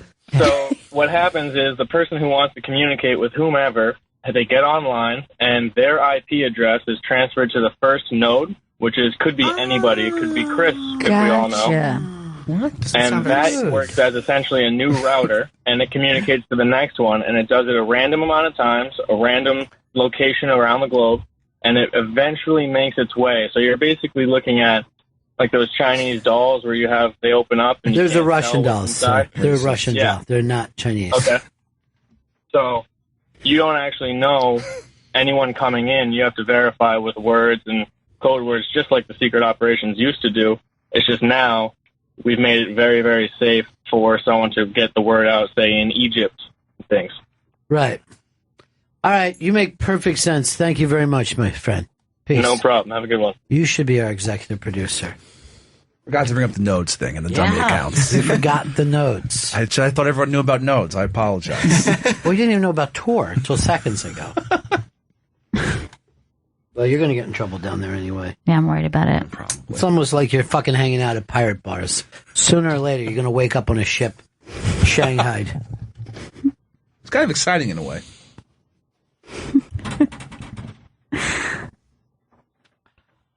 We're going to come back and say who's in and who's out in our big football pool this year. You're still not announcing the prize yet, right? No, but it's on its way, and it's a great one. It's our best prize yet. 100% guaranteed. That's right. I said 100%. That's mine. Yeah. By the way, I heard Iverson, instead of saying 100, said 1,000. I'm like, oh, God. So 100 is fucking shit now. Yeah. It's dead. It's dead. Iverson was like this. I want to thank my wife that I threw outside the window naked. Tawana? Yeah, they were the best. That was the best couple in history. And I thought she was crazy sexy. And not just because she was thrown outside naked, even before that. Right. Right back, Bennington. Hot and heavy. Powerful. Bennington show on a Monday. They got the new Saturday Night Live stuff out. And our buddy, the Comics Comic, broke a big story the other day that Chris Redd was going to be there. He had the sources. SNL is not having him on the lineup, though. So apparently he didn't make it. Mikey Day will be joining the cast. He was a writer. Alex Moffat, do we know him? I do not know him. And Melissa, I'm going to guess Villasenor. Well, Melissa Villasenor, who I don't believe we know either. So not only the Comics Comic on the outside of this, so are we. I have no idea who these books are. So were all of them come from the writer staff or no? No. Just the first. Just the first one, Mikey Day. New class. And Chris Redd, of course, is stand-up. So everybody was all excited for him.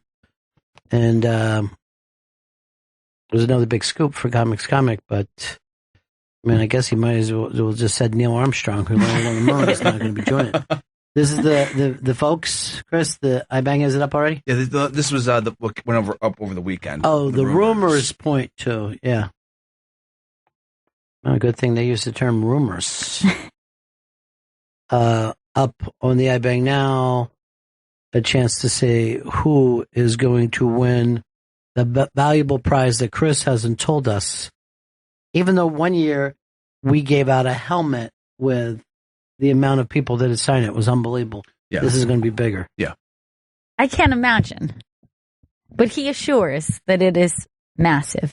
Is it the ashes of Dallas Cowboy coaching legend Tom Landry? No, it is not. Because that would be amazing. That'd be really cool. A little morbid, but very cool. Do you consider it morbid? I think if it's not a Cowboy fan? I think if it's not a loved one, there's something morbid about it. But what if you love them? It's a one-way love? Yeah, all right. I guess that's not as morbid as I initially gave it credit for. All right, so the game is Highlander. There's a ton of comedians heading for it all, but every week there's always people who get knocked out. Let's go in and look at this. Bennington presents Highlander. There can be only one comedian football challenge. One comedian will live forever in infamy, never to be forgotten. There can be only one. Very, very exciting. Here's some of the names. Let's see how Casey Bowsham, Tommy Pope. Oh, Casey won last year, right? Yes. Tommy Pope, Tim Butterly, Bobby Slayton, coached by Flathead, and Barry Crimmins all took the same team. Let's see how they did. Has survived another week. Returning champ lives on. Aaron Berg, Kendra Cunningham, and Liz Barrett were all the only people who, you know what, let's send Wheels Paris into this, because they were all single team bettors.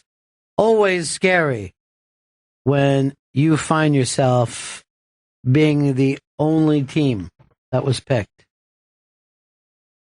Has survived another week. Aaron Berg took the Bengals. Who did they play? The Jets. Yeah, that's a who-knows game. I would have stayed away from that. Kendra Cunningham made the crazy pick of the Patriots up against the Cards, and the Patriots don't have their quarterback, don't have their tight end, and wins it. Liz Barrett took the Ravens. Who did they play? The Ravens, Bills. And then Wheels Paris took the Bucks, the only person to take the Bucks.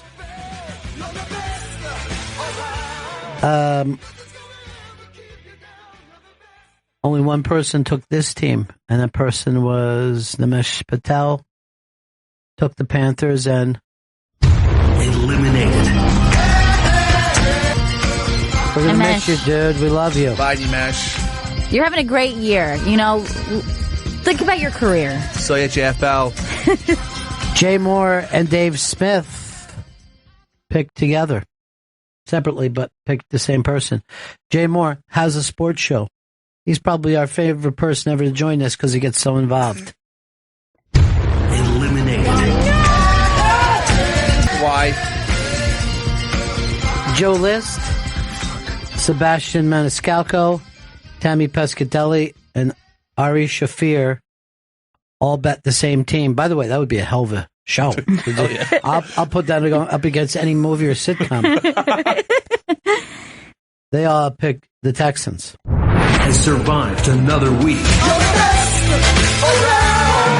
Mike Vinoya and Gary Viter, as well as Sarah Tollemache, all picked the Colts. Eliminated. This is a list of buddies that we have here. Jeffrey Gurian. Oh. Who is really Chris. What? Paul Morrissey. Tommy Jonigan. Gary Goldman. And Pete Lee all picked a game that came down to the final moments. They all picked. Has survived another week. Dan Soder has never survived past week one. Oh my God. Big J. Okerson is Homer. Amy Miller, Tom Segura, Jim Tews, and Mitchell Walters. They all took the Philadelphia Eagles. Has survived another week. Here's a guy we couldn't wait to have join us because we all admire him. Roy Wood Jr. And we're like, oh my God, we got Roy Wood Jr. What a great year we're going to be having. Eliminated. He took the Jags. Why? I mean, it ended up being a close game. It went down to the last second, but nobody ever takes the Jags. Why? Why did you do Nick it? Gurian took the Packers. And barely survived. Barely survived. He's moving on to week 2, Ron. Oh, that one's a heartbreaker.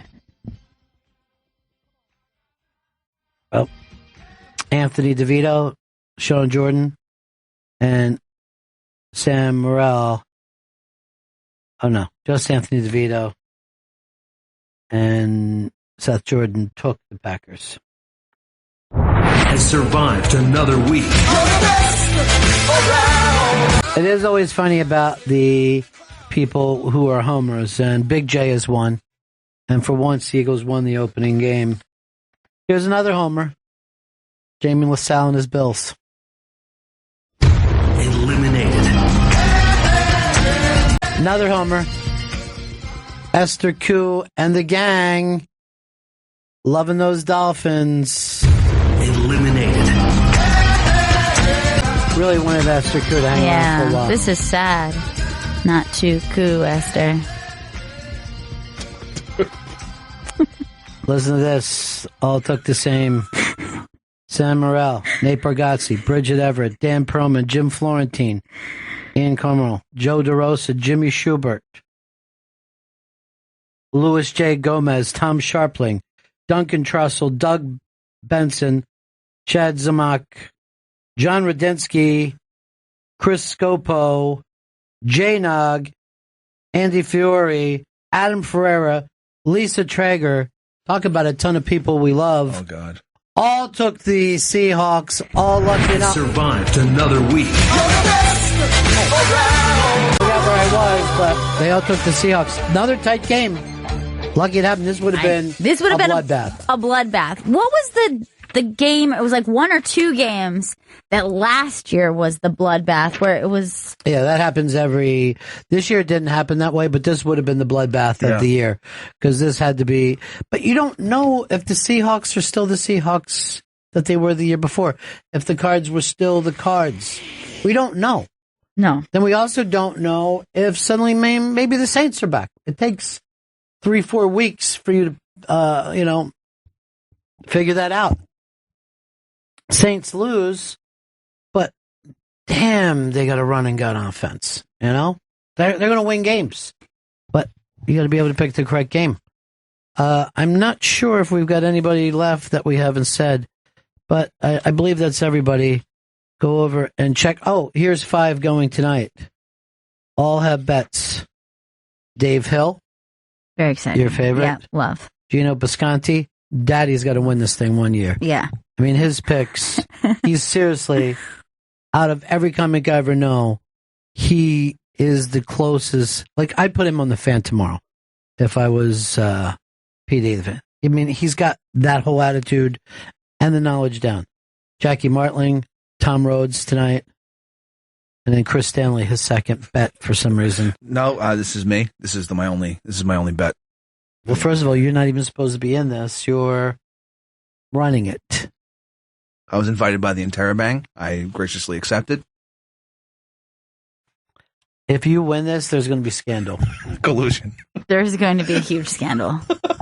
But I wouldn't worry. I'll tell you what my pick is for tonight. Does anyone want to know? Yeah. Give me the Steelers all day. Against the Redskins? Redskins had a hell of a team last year, and who's got the line right now? I think the Redskins are giving up points.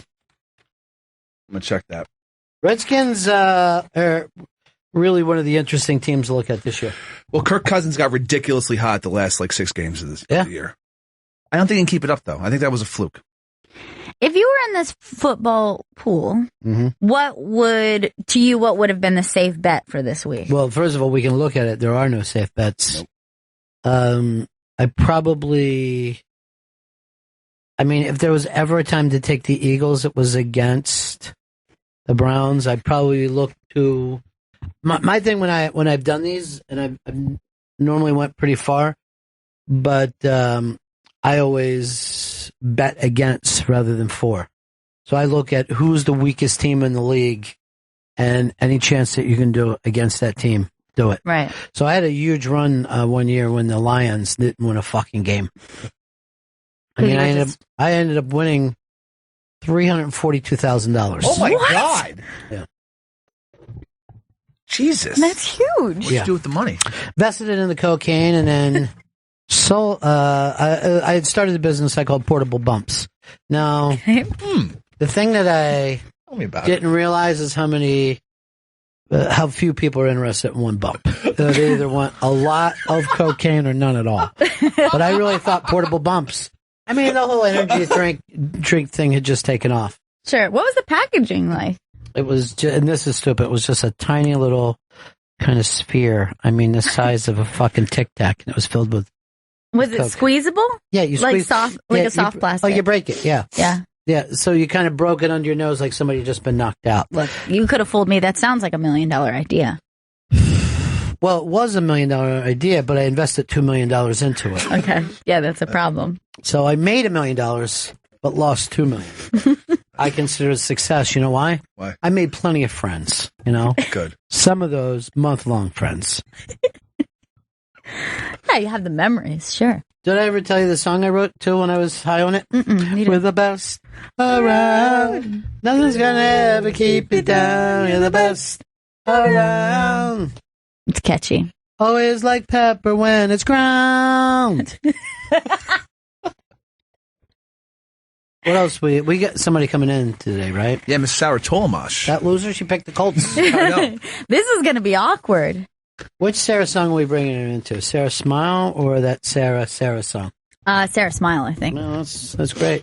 It means her and Joe List both get... she's doing the Rogue Island Comedy Festival in Rhode Island. Sunday, October 9th. Sweet.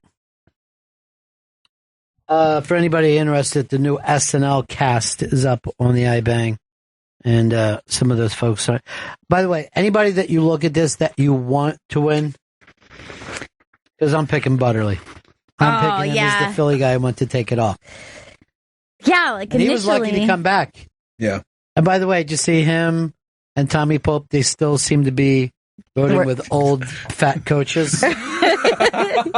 Bobby Slayton, who's really flats, is in on that too. I kind of want Jonathan to go along in this thing. Love Jonathan. I picked him too. He's my other pick. I think, Tommy Pope would be great to see him go far. Mitchell Walters. Yeah. Mitchell, the thing is, I'm surprised he's in this because he gambled every day of his life. And he never bet football. He said it took too long. Never? They fast. Here the horses go. You can make the next bet. 2.5 minutes. He doesn't want to sit there for 3 fucking hours. And I was in Vegas with him when the sports book was the only way to watch all the games at the same time. That must be crazy. It was to be there and watching all heaven on earth because you couldn't do that anywhere else at the time. And you're able to bet the games legally, be paid immediately, not like, oh, fuck, I hit big. I hope this fucker doesn't leave town. Yeah. I'll have to fucking chase him now. I know Ari Shaffir really wants to win. I love Ari, and I'd like to see him win, too. Tom Sharpling plays to win. He loves to win. Does everything to win. Yeah. You know why? He's a winner.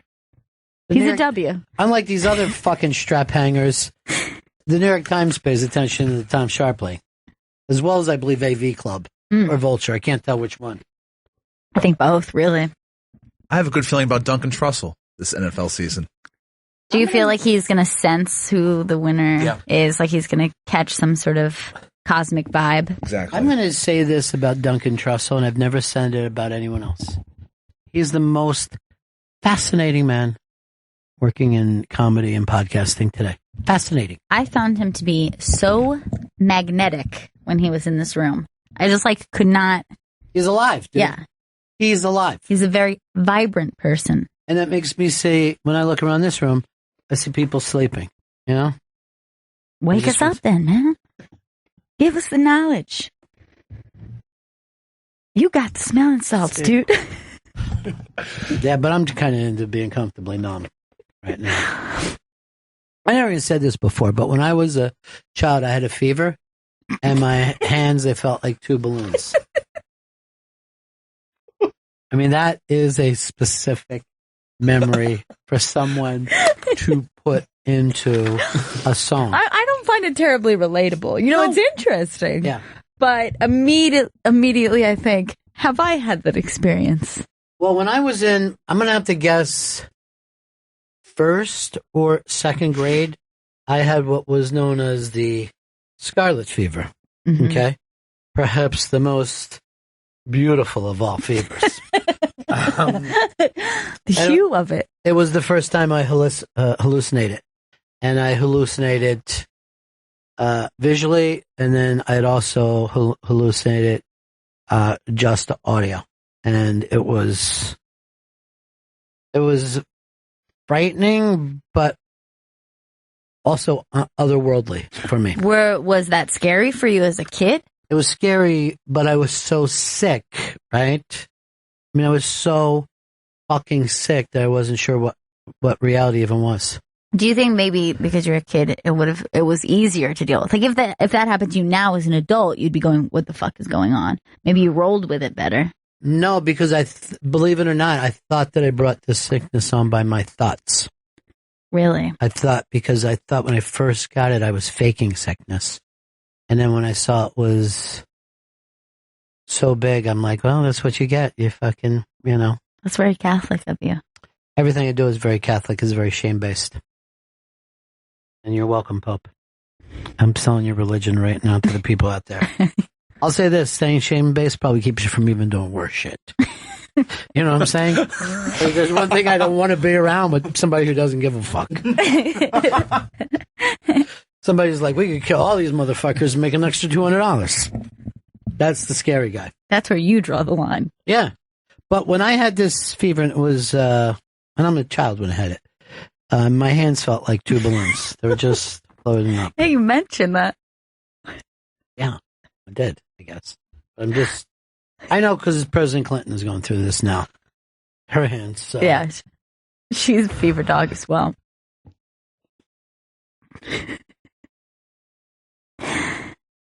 Last night's game with the Patriots goes to show how much the game of football has changed. If you would have told me years ago that the Patriots were such a good team that they could win their opening game, not with Tom Brady, but with funny lady Janine Garofalo, I wouldn't have believed you. But Janine led that team. The defense had to step up at the end of the game, but it's very exciting. Now, she looked great during that game because, I guess because of Belichick. Everybody's saying that she's the most attractive quarterback working today. I noticed that too. I was like, wow, took that helmet off, lady. Yum, yum. You felt the same way, though? I was like, damn, it's good looking. I don't see that. It felt weird. Maybe I'm not a tall, dark, and handsome person, but I thought a little too tall, a little too dark for me. And far too handsome. I guess, I don't like the Ken doll look. I'm going to be honest there. You know what? There's something... Yeah, let me see that one a little closer. Yeah, there's something... Maybe it's the teeth. Something a little bit untrustworthy there that I can't really quite All right, I'm place. going to give you who it is. It's the fucking guy who's trying to steal the girl in Starship Troopers. Oh, yeah. You know what could make him a little bit more likable? A longer haircut. I feel like the short haircut, a little too severe, Like with that gives Chris. you a bad guy look. That's why Chris doesn't look good right See, now. look, there is a picture with him even just a little bit longer, and I think he's already like coming him off now. a little bit nicer. All-American. Still think All-American isn't the look that most of us are looking for. Chris, what are Peter King's picks for the Super Bowl? Peter King's predicting a rematch, Pittsburgh Steelers versus the Green Bay Packers. Oh, okay. So not a rematch of Last year, but of 5 years ago, whatever it was. Yeah, that would, I like that because they're two traditional teams. That'd be great. The Green Bay didn't look that good to me, and neither, of course, did Pittsburgh. No, Green Bay, I mean, like, I don't know. I mean, I hear stuff this year about Pittsburgh, and I watched them in preseason. What time are they today? they are the earlier game, I think 7 o'clock. Okay, shit, I got to get home early, too. I got meetings tonight. Mm-hmm. God damn it. You get very busy during football season. Who, me? Yeah. Well, football season is when these fuckers come back to work. You know what I mean? They basically feel like they that they just work in the autumn. Yeah, they're 7 o'clock, and then Rams 49ers is 10 o'clock. The problem with that is then they always come back with a vengeance. They're like, let's make everything where's happen. everybody been? Let's get the biggest names that have ever been known to show business. Put them on your show. And I'm like, okay. I haven't seen you in 3 months. And Johnny stood me up today. Oh, that's really heartbreaking. I thought you guys were close. There was a high school football announcer who said you should be shot if you don't stand for the announcement. Yeah, in Alabama. Yeah. He said you should, if you don't want to stand up for the national anthem, line you up over there, and our servicemen will shoot you. That's the kind of country you want to live in. You know what I mean? Firing squad. Yeah. And it got a huge pop, according to people that were there. Like, yes, kill them all. Kill them. Yeah. It's just fucking insane. It's really bizarre. That's the dumbest thing I've ever heard in my life. At a high school game. Well, first of all, high school games are the dumbest thing I've ever heard. There's no reason why our high school and our public school system should be fueling the NFL. They want to do it on their own. Enough with the sport that could break a child's neck being played in high school. That's very scary. I could imagine if I were a parent just being like, I can't let you do it. It would be really difficult. If you were in a fucking trailer, you're going to be like, go ahead, do it. Go. See if you can get us all out of here. The level of poverty that when we were watching that Last Chance U. Oh, God. It's unbelievable. First, like some of the kids just living in trailer parks, but just the town itself. There was nothing there but the actual school. There was one working thing in the entire town, and it was a Coke machine. It was just boarded up. That was the only purchase that you could make in an entire town, a Coca-Cola machine. And there was no Mr. Pibb. So, I mean, you're being... what am I going to get? Limited. Coke, that's it. I'd run for mayor of that town. I'd be like, look, I'm going to bring in knee-high, if I'm elected. And how about some salty snacks? That person Not would have just my sweet, vote. not just sweet candy. Salty snacks. So like chips and pretzels and stuff? Chips, pretzels, popcorn, bugles. I am going to make this town great again. Great for the first time. And a cousin of mine had a Dippin' Dot. So, I mean, this is a long-term plan. It's not going to happen in the next 8 years. But moonshot this fucking shit. Let's go for it. Oh, it's heartbreaking. Yeah. If I was running for mayor, I'd just run on a crazy thing like, let's move the dump downtown. You know what I mean? Let's move the dump to the Walmart parking lot. They have plenty of room. What's the lowest thing that a person can run for office for? Comptroller? I'm going to throw it out there. I'm not sure. Do you know what a comptroller is? No. I just heard it before. What is They're in charge of all the money. Oh, shit. That's pretty high up then. Never mind. Ow. I laughed and then smashed my knee on the dumb thing. On purpose? No. Why would I ever do Stop that? hurting yourself, Gail. I don't want to hurt myself.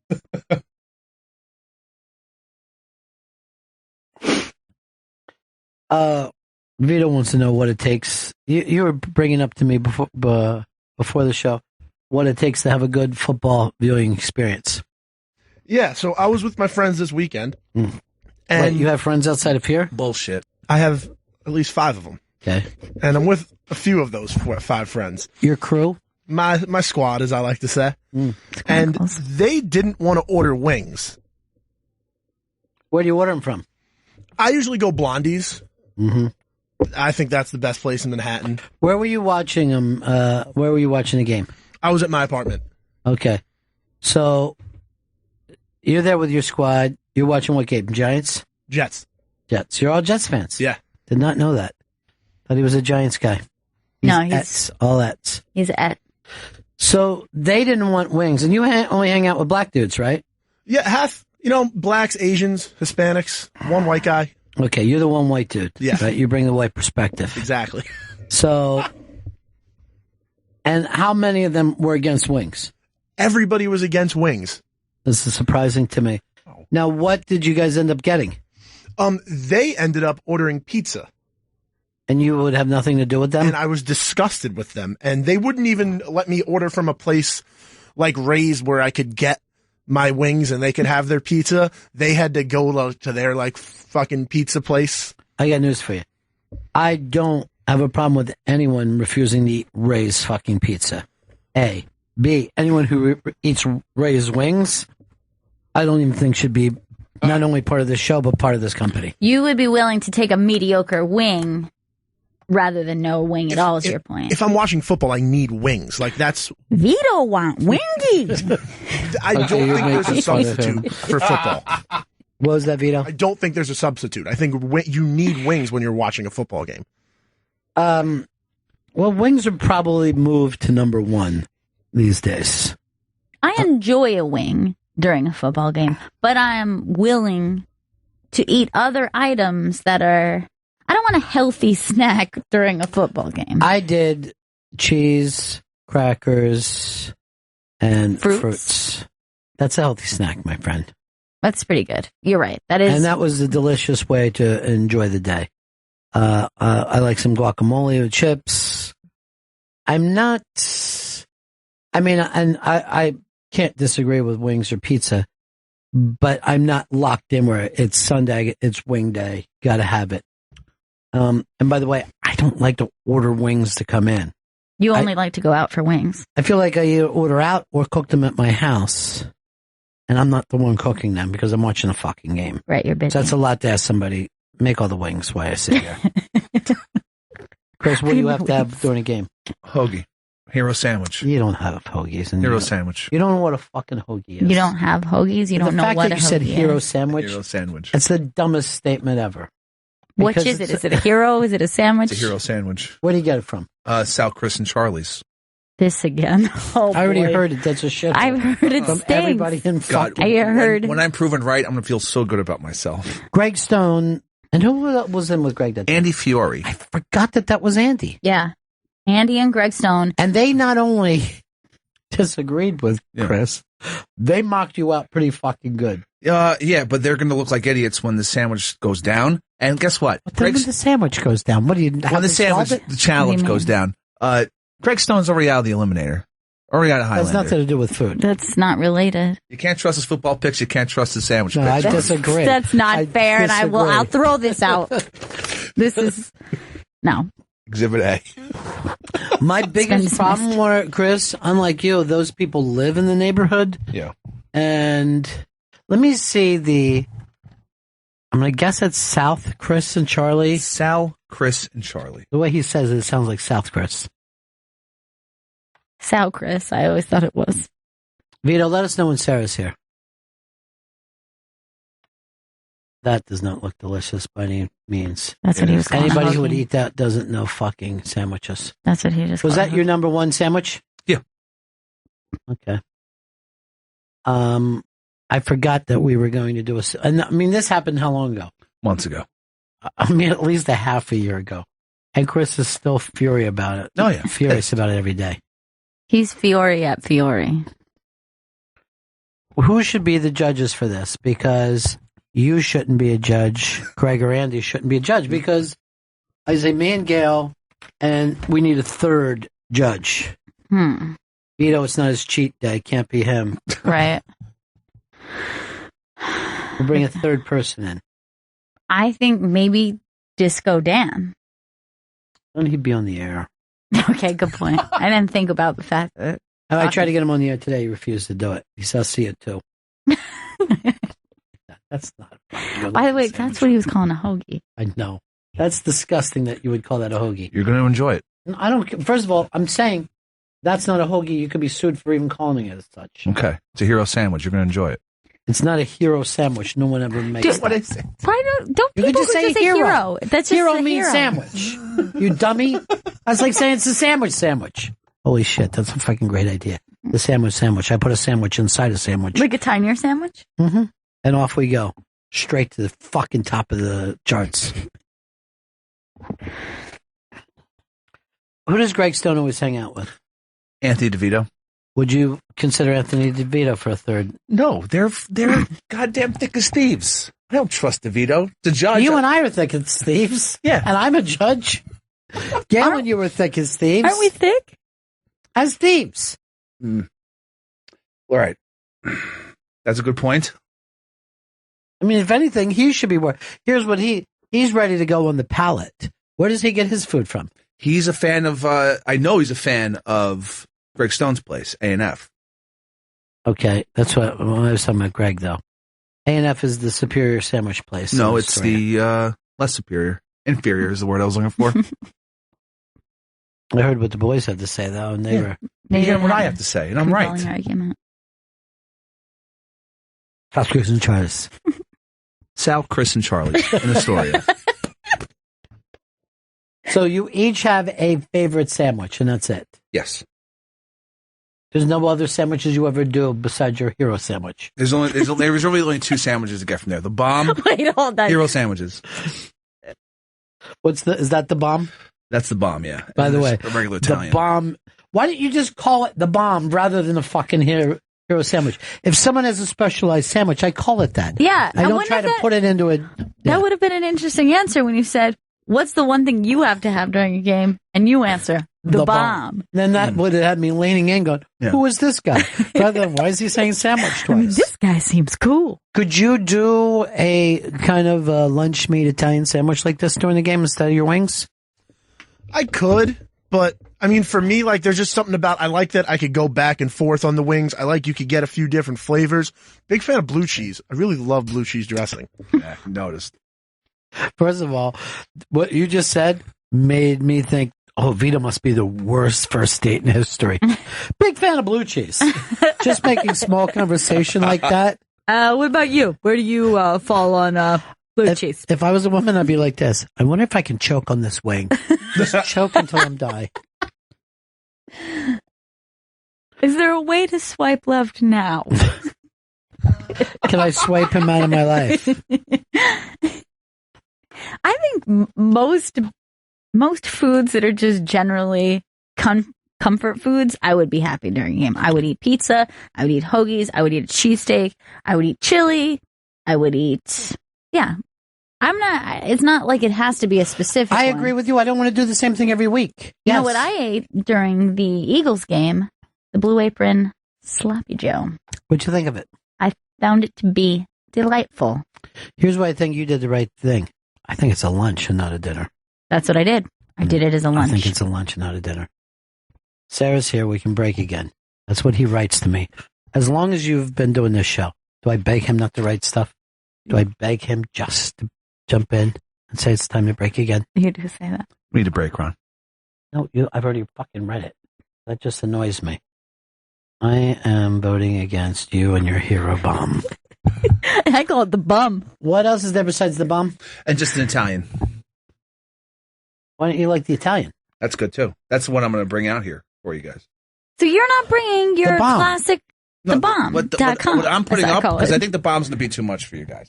Why? Oh, you're saying we can't handle the bomb. The bomb is just every meat they have in the place on one sandwich. I think you're making a mistake not bringing the bomb. But he delivered a bomb. Yeah. Because the problem is we've eaten hoagies, so an Italian sandwich is not going to taste as good to us. It's going to taste better than whatever they're bringing in here. Lock it up. I don't know. I would go with what you think is best. That is what. Don't try to appease us because you know you're. He's trying overthinking. To go, he's thinking, oh, Philly guy's gonna want a classic hoagie style.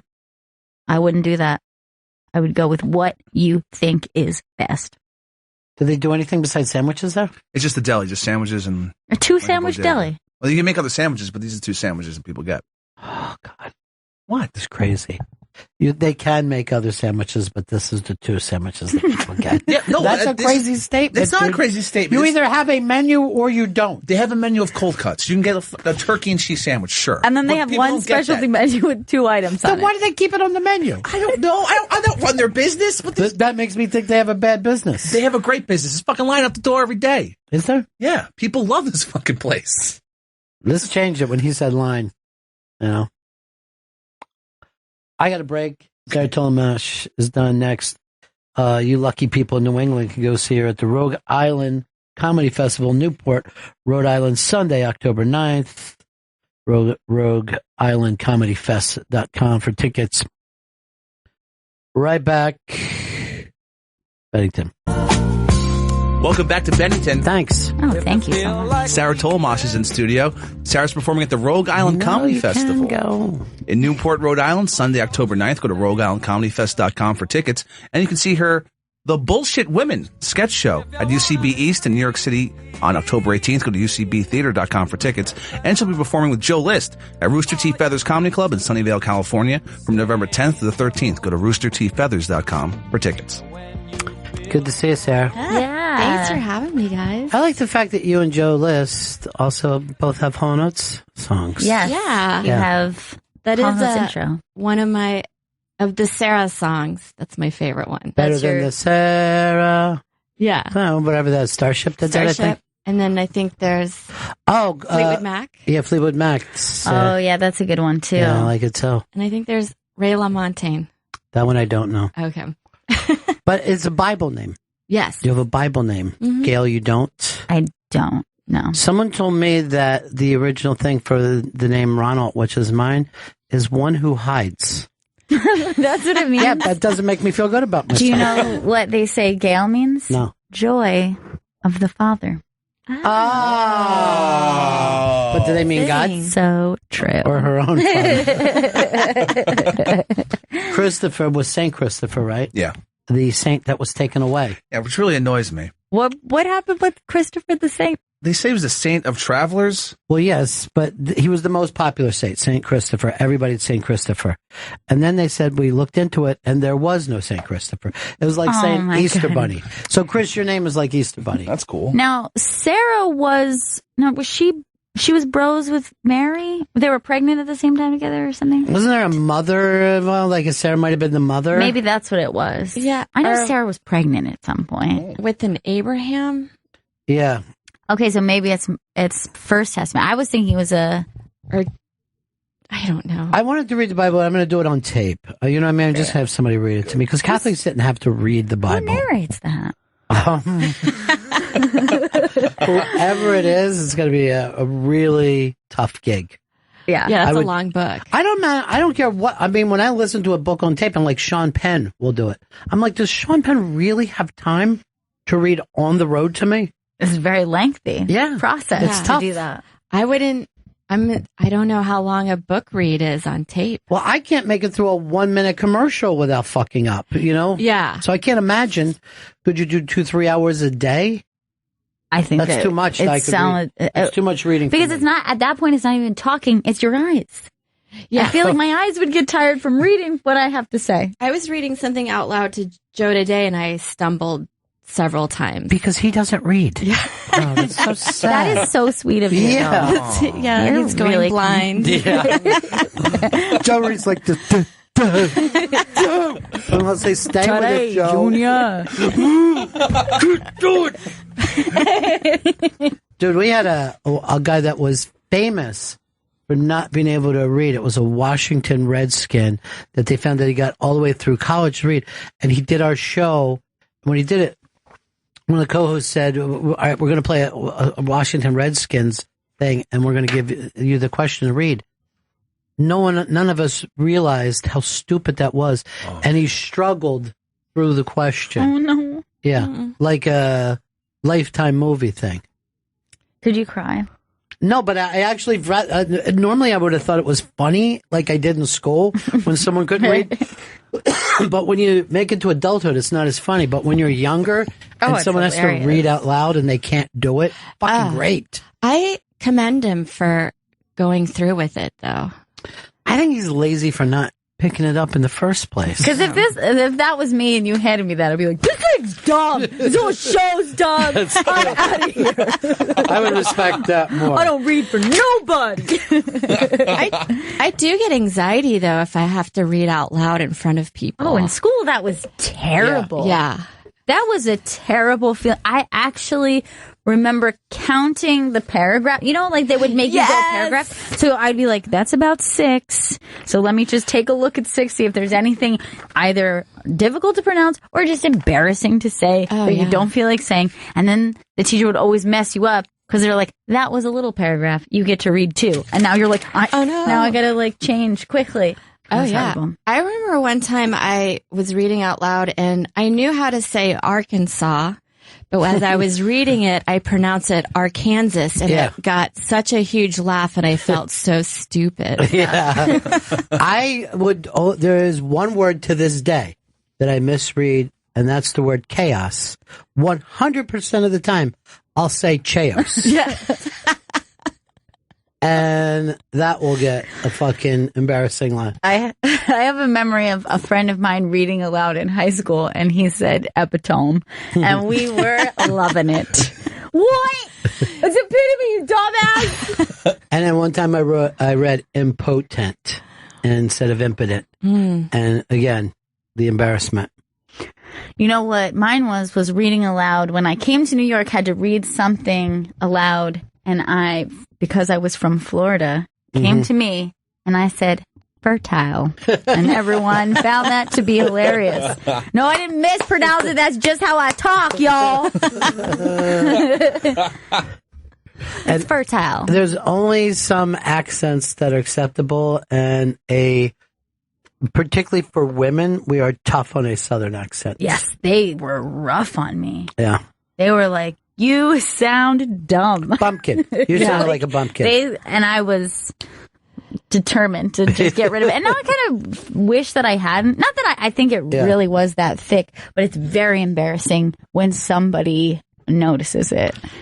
Like, I don't think that I sound Southern, but they're like, why did you just say this word like that? Are you from the South? Yeah. And I think that you can't tell. I feel like people figure it out when you say y'all.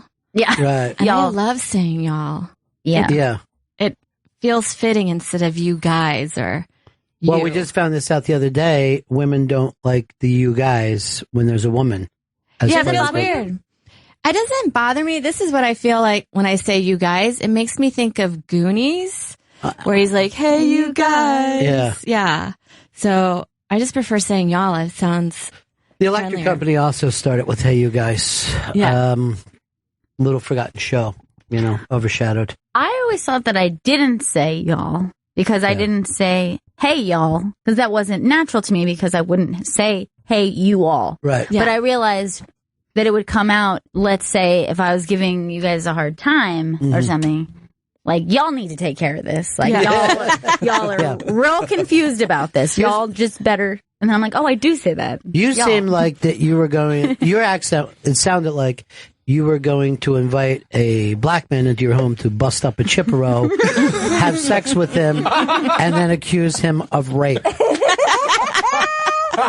But that's the Southern girl's charm. I would never. I would say this. I have had sex with people I'd rather see hung than let the world know that I had sex with them. But I don't know if even I could carry that down to that point. That had to be one of the worst people in the history of literature.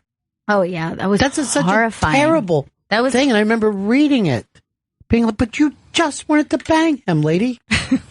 I would never. Yeah, it must have been rape.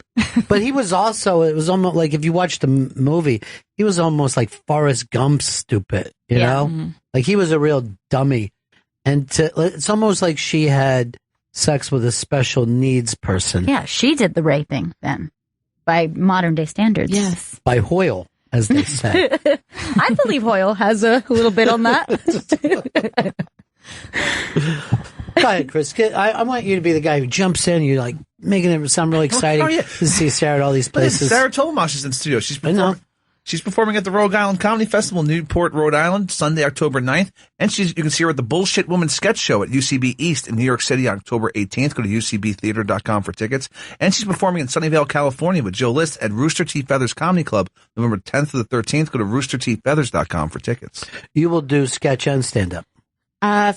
Well, for Joe's headlining week, I only do stand up. But then I do sketch for the UCB. There was a time that was unacceptable, that you would have had to choose between the two worlds. Yeah, I'm glad that that's not a case anymore. But yeah, I do feel like sometimes it's better just to work on one thing full-heartedly than half-ass it everywhere else. I like people who half-ass life, though, because your resume sounds better. Like, a lot of times you think, like, oh, I got this dead-end job, but then years later, like, really? You were a welder's assistant. You're fascinating.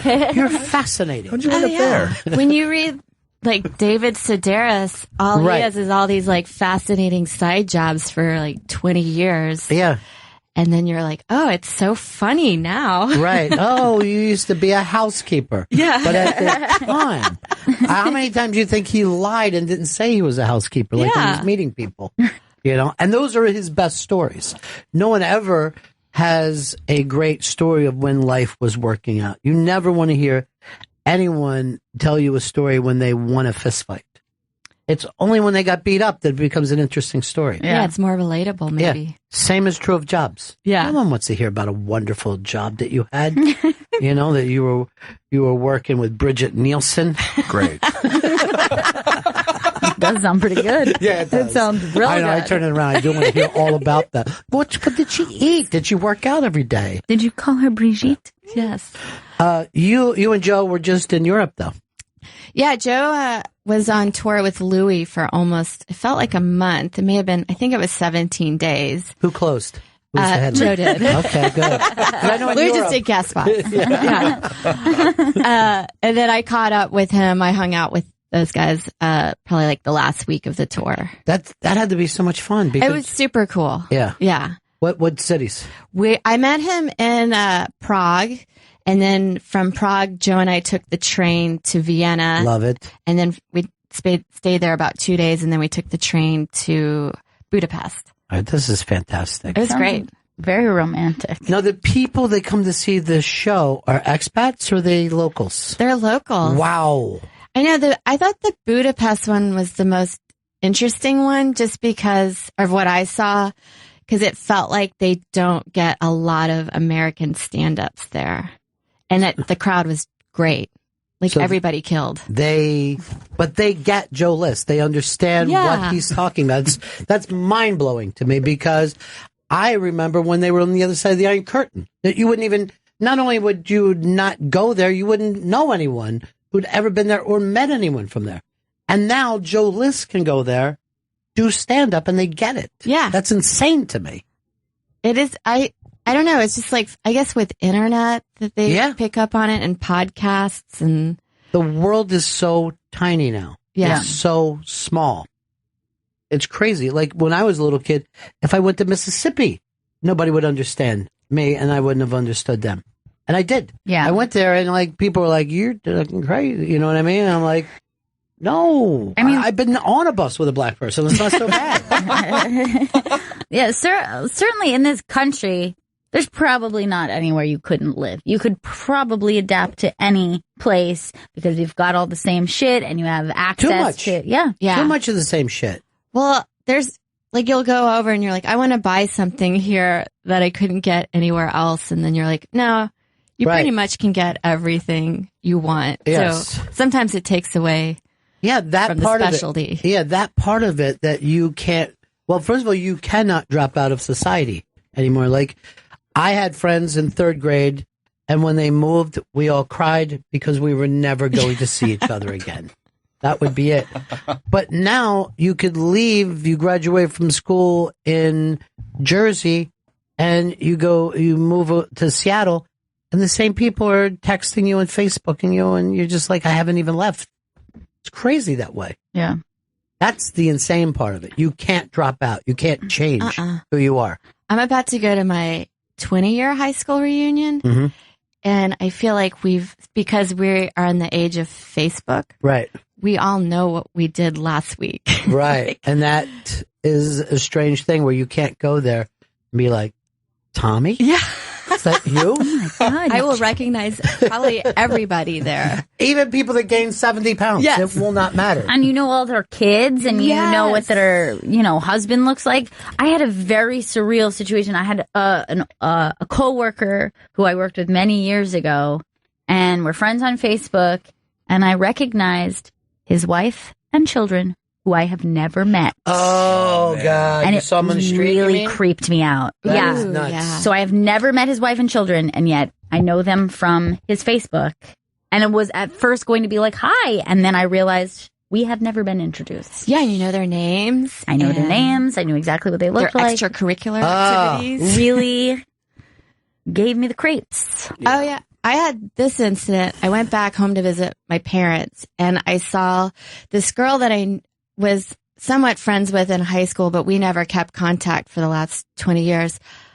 But she always posts her kids on Facebook, so I know their name, and I saw them just riding their bikes around the neighborhood, and I was like, how crazy that I know their names. Yeah. And they don't know who I am.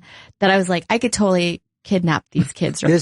That it's part so of it scary you shouldn't have even Not said. that I'm into that. But that is what kidnappers would do. Yes. They would know these things from afar, and now people do. That's why I'm glad I don't use social media other than my Pinterest page. Which, what's on there? Cupcakes, donuts, pies. A lot of baked goods on my Pinterest. Yes, that sounds very Pinteresting. Yeah, it is. I love Pinterest. Yeah. Yes. It's very much girl friendly. I Yes. don't know if many guys are on Pinterest. Do you do a thing where you're wedding planning with your Pinterest? I was, and then I got my sister involved, and now all we do is just like joke pins of like, wouldn't this be hilarious if I wore this at my wedding? So if you look at it, it doesn't look like a wedding board right at all. It's got like the wedding dress from November Rain from that video. First of all, that would be awesome. Do it. Now, are you going to do a church wedding, a backyard wedding? What are you going to do? I think we're doing like a justice of the peace, and then just like a backyard barbecue with cornhole and kegs of beer and wine. I like the idea of that. That sounds very I good. like the idea of that. Low key. Yeah. Because, the other weddings now have gotten so obnoxious and so ridiculous. I can't stand it anymore. Yeah. There is a friend that we have that probably spent $40,000 on their wedding and put it on credit card and stuff. And I'm like, why do you want to start your marriage in debt where money's always like one of the big things that breaks up marriage? I guess they just like to have a challenge. Well, they already have their college debt, so they're already, what's Slap it more on. debt? It's like the White House where they're like 15 trillion or 17 trillion. Doesn't seem like that big a deal. Yeah, it almost seems like when you get that much in debt that it's like you're not in debt anymore. Right. Because it's so fantastical. Yeah. Where Trump used to call himself the king of bankruptcies because he knew how to turn it around and start telling him how much he would pay. He'd go, I'll give you money, but it's going to be 20 cents on the dollar. I'm not fucking giving you $1 for it. And he was able to be so big that the banks had to listen to him. And it's that kind of insanity. Like I saw the thing about Trump. He's been sued 4,000 times. Now, most of us, if we're in one lawsuit, it's like the worst thing that could It's happen. like ruins your existence. I got called in once in between other people and had to sit there while they asked me questions, and I ended up yelling at the table. I fucking ended up yelling at the lawyers. Like, I don't give a like it was so stressful, and I wasn't being sued. Someone else is being sued. But I just felt so under attack. So I can't imagine doing that 4,000 times. You have to have at least 3 murders by then. I don't know what you mean. Like you kill someone. You killed them. Yeah, Okay. I've been in a deposition. I felt like I was getting the shit kicked out of me. It was awful. What were you in the deposition? It was for the Con Ed thing with my mom. Oh, yeah. I had like 6 lawyers fucking grilling me. It was I didn't do anything wrong. That's what I was seriously doing the same kind of shit. Whatever came of that? Have Nothing. you heard? I'm still waiting for His mom died. Well, I know that. But I'm saying, how did they even pay that off, her broken leg, if she died? Can you prove that led to her death? That's what they were trying to like say try to prove that it wasn't, because that had nothing to do with her death.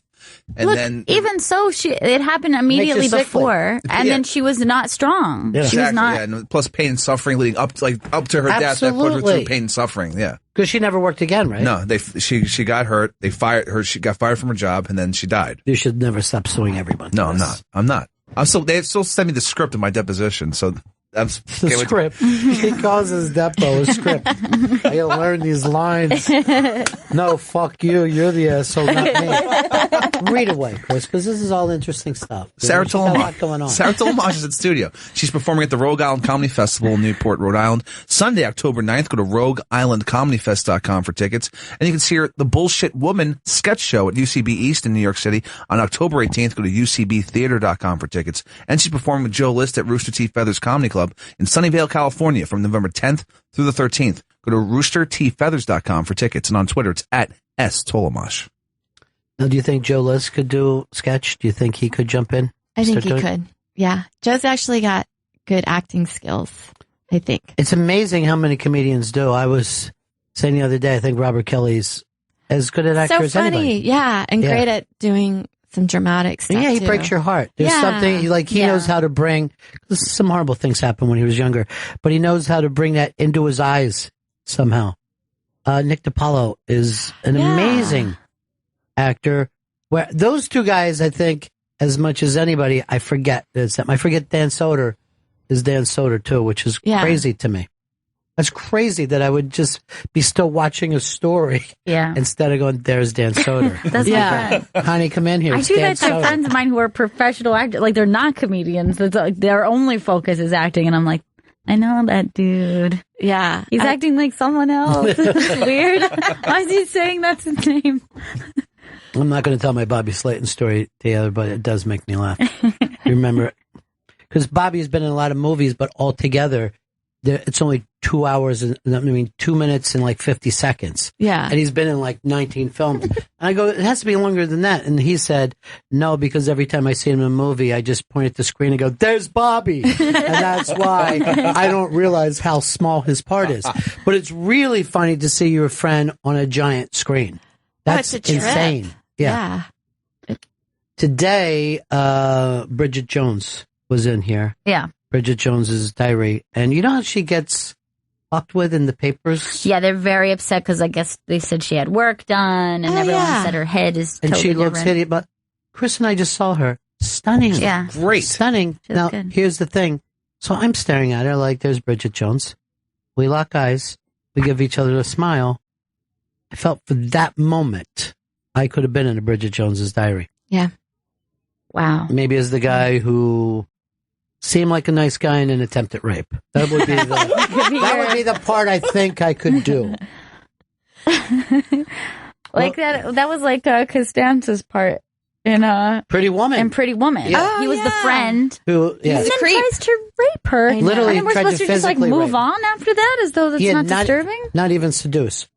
Physically tried to rape her. Was physically hurting her, and that was giving him sexual pleasure.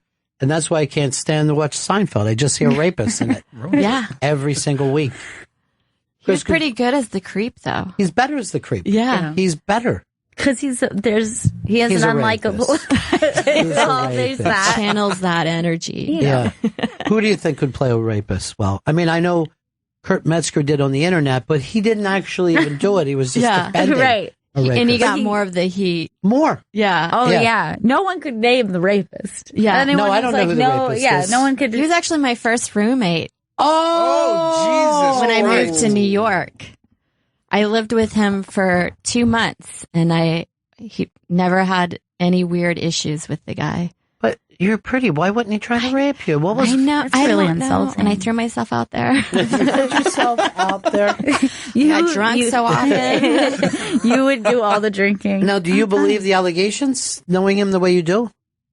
Yeah, you know what? There was always like not rumblings about maybe some like character stuff that I heard of just who he was through the community of like, oh, that rubs you the wrong way, but it wasn't ever sexual. But with that many allegations, I just, where there's smoke, there's fire. I always think. See, it's always tough if somebody was like friends with somebody, you know what I mean? And then they don't know that side of them. you're just like, I can't imagine. Oh, it's mind-boggling. But I wouldn't put it past, people are quite different behind closed doors. Oh, don't I know it? I mean, I'm a fucking sociopath, so I get it completely. Well, I've been telling this story of when I did live with him. One time I made a really nice meal and I put it in the fridge and he ate it without asking. And so I was like, there was one issue without my consent. Right. Okay. But I mean, that'll tell you that's somebody who doesn't care about others. Yeah. And guess who that is? Chris Stanley. That is something you've been accused of time and time again. And I saw you eating one of my Clark bars. Yeah. That was sent to me. That was the whole box of Clark bars, Ron. There's plenty of Clark bars left. See this phone? I have it with me all the time. Just give me a call. Say, can I have a Clark bar? I should have thought of that. I just got caught up. That's a perfect example. Like, you could be a character witness. You can say, look, I don't know true or false, but I can tell you his character is low. Yeah. He will eat your food without asking. It's an amazing thing to do if you see a cooked meal, right? And think, I'll help I was myself actually to pretty this. hurt about it. Yeah. For a brief moment. And then it was become our joke when I would see him and then he would always introduce me that way. And then I was like, how weird that it's come around full circle, but under a different context now. Well, see, that's the thing, though, because women will find a way of trying to figure out, like, I guess he was hungry, blah, blah, blah. You know what I mean? And that's why you guys make bad witnesses. You try to protect the other person. Where a man, I'm never going to forgive somebody for eating my fucking leftover food. I fucking put that in there for a reason. I was going to eat that later. Yes, that's why it's in the refrigerator. It took an hour. What meal was it? Oh, I think it's so funny that I would remember, but I cooked sausages and then I made some really nice mashed potatoes and then I laid it on top of arugula, which I like it when it wilts a little bit. Yeah. Oh, yeah. And then a little bit of sriracha on the side that I decorated. See, that's a very with. specific thing for somebody to go, this is for me to eat. Can I tell you something? That just made me so hungry that I probably would have eaten it myself. If I opened that up, I go, oh my God, I'll never make something like this for myself. Well, my other roommate that I've had, she would eat a lot of my food, but she always replaced it and sent a nice text the next day of like, I'm so sorry that I ate. And I was like, oh, no problem. Right. Yeah. Where he just assumed, like a sociopath, I'll enjoy this meal for myself. Yes. Aside from maybe using a condiment that somebody else purchased, I don't think of all my years of having roommates, I ever ate someone's food, the actual food. Maybe I've used a condiment, but that is as far as I would ever go. I think it's the exact same thing that if you woke up and that roommate was jerking off on your face. I see no difference. Which is why this is a perfect character witness. Right. There's no difference. Sarah Tollemache is in studio. Say her. Sarah's performing at the Rogue Island Comedy Festival in Newport, Rhode Island, Sunday, October 9th. Go to RogueIslandComedyFest.com for tickets. And you can see the Bullshit Women sketch show at UCB East in New York City, October 18th. That's UCBtheater.com for tickets. And she's performing in Sunnyvale, California at T Feathers Comedy Club with Joe List from November 10th through the 13th. Go to roostertfeathers.com for tickets. Speaking of which, look who's on the line here. Mr. Joe List. Is he really? Yes. Hello? Joe. Nope. Why do you have Joe List wants to ask? Here, turn this around. And why do we have that? Oh no, that was he sent me a message. This is John from California on the phone. Oh, so he. Well, I got a spy report if you want it, Ronnie. Yeah, go ahead, buddy. Hey, after 2 seasons, FX canceled Sex, Drug, and Rock and Roll. Yeah, we said that the other day. Oh, right, my bad. But peace. So where? So he wants to text a message? No, he wants us to ask Sarah about her dry cleaning guy. Okay. So why he wouldn't texts say you that rather than put that up. I didn't want to interrupt the conversation. But let's just say this: 10 minutes ago, what did I ask you? Never write any more messages. And what did you do? Because it's confusing, right? I understand. And we're all sitting here verbally communicating. Yes. And you're part of this show. Yes, I am. Like, if I wanted to tell you something, would I write it down or just say Chris? You'd say Chris. Yeah, okay. All right, so is there something you want to tell us about the guy? Well, so Joe and I moved in together finally. And then, so and now he can eat your food. Yes, he can eat as much as he wants. Yeah. And, but I've changed dry cleaners. So I went to a new dry cleaner the other day. And this was probably such a weird interaction, and I still don't know what to make of it. So the guy's Asian, and I'm assuming he just doesn't speak a lot of English. And I dropped my skirts off. and one of my skirts had this white little powdery stain on it, and the guy goes, "Come." Come. And I was like, is he really saying what I was like, this must be a mistake. And he wouldn't say anything else except come. And then I was like, I'm assuming he's saying gum. That's what I was saying in my mind. Yeah. But I just replied back as if this was our normal conversation. And I was just like, nah, I don't think it's cum. It might be toothpaste, but I don't know. Maybe it is cum. And then that was our exchange, and I laughed, and I was like, I'm like, maybe cum is Asian or whatever dialect for something else, or maybe he was saying gum, but I kept saying gum. So I have no idea. So he might be just fucking with me? No, maybe there's something specific that has to be used for cum to get that off of his skirt. Well, it's a protein stain, so that changes things. It does. Much like blood. Yeah. You've got to wash cold instead of hot. Yeah. Because a protein stain, and then it cooks, as they say. Oh. Cooks into the fabric. True. So he could have been asking you, is this cum? But I like just if he was... that this was the nonchalant way of asking me if this was appropriate conversation to have. And I love just answering those kind of questions as if, of course, I don't know, maybe it is. Who knows? Not mine, but, because my clothes, personally, I mean, he'll just know the usual. I mean, they're going to be covered in cum. Shoes, everything. I could never get out of a crime scene. That is such an amazing story. But that's the way, I mean, to me, that's John Lennon's Imagine world, where we're all just comfortable with each other. Yeah. Cum? This is a cum stain here? Yeah. Cum. This one here? You just answer it honestly, as if it's not weird. So I'm going to pick it up today after this and see how I got my cum. By the way, does stains on. anyone even know how the Asians cornered the dry cleaning business, that they... have it completely now? I don't know how that happens. If you watch old movies, it was always Jews. The Jews. Really? Yeah. Yeah.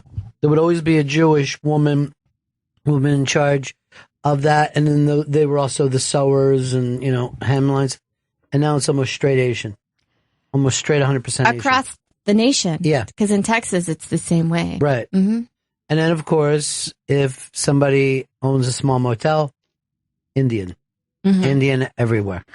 Yeah, it's weird then, because then you have this kind of stereotype trust where if you were to walk into a place and it was not run by Asians, and you'd be like, I don't think this place is very good. Yes, I don't think you're going to know what you're doing. I had this experience of walking in, just a walk-in client, to get a manicure. Mm-hmm. And I walked in, and it was all Hispanic women, not Korean women. Yeah. And I wanted to just back out. Right. And I was like, what's happening in here? I'm not comfortable with this. I have a stereotype that I'm very comfortable with. Yeah. Yeah. But I stayed. It was a totally fine experience. But my panic was just like, Koreans know what they're doing with nails. They've figured it out. Yeah, they know. They know what they're doing. But, you probably walked into a place, somebody started their business and hired their friends. And, right, exactly. And you're like, what's going on here? This is madness. And you're like, no. Like every other business, I have people I trust, But you ever notice even now, if you get pizza in this city, you're buying it from Mexicans. Yes. If you're getting Chinese food, you're buying it from Mexicans. Oh, yeah.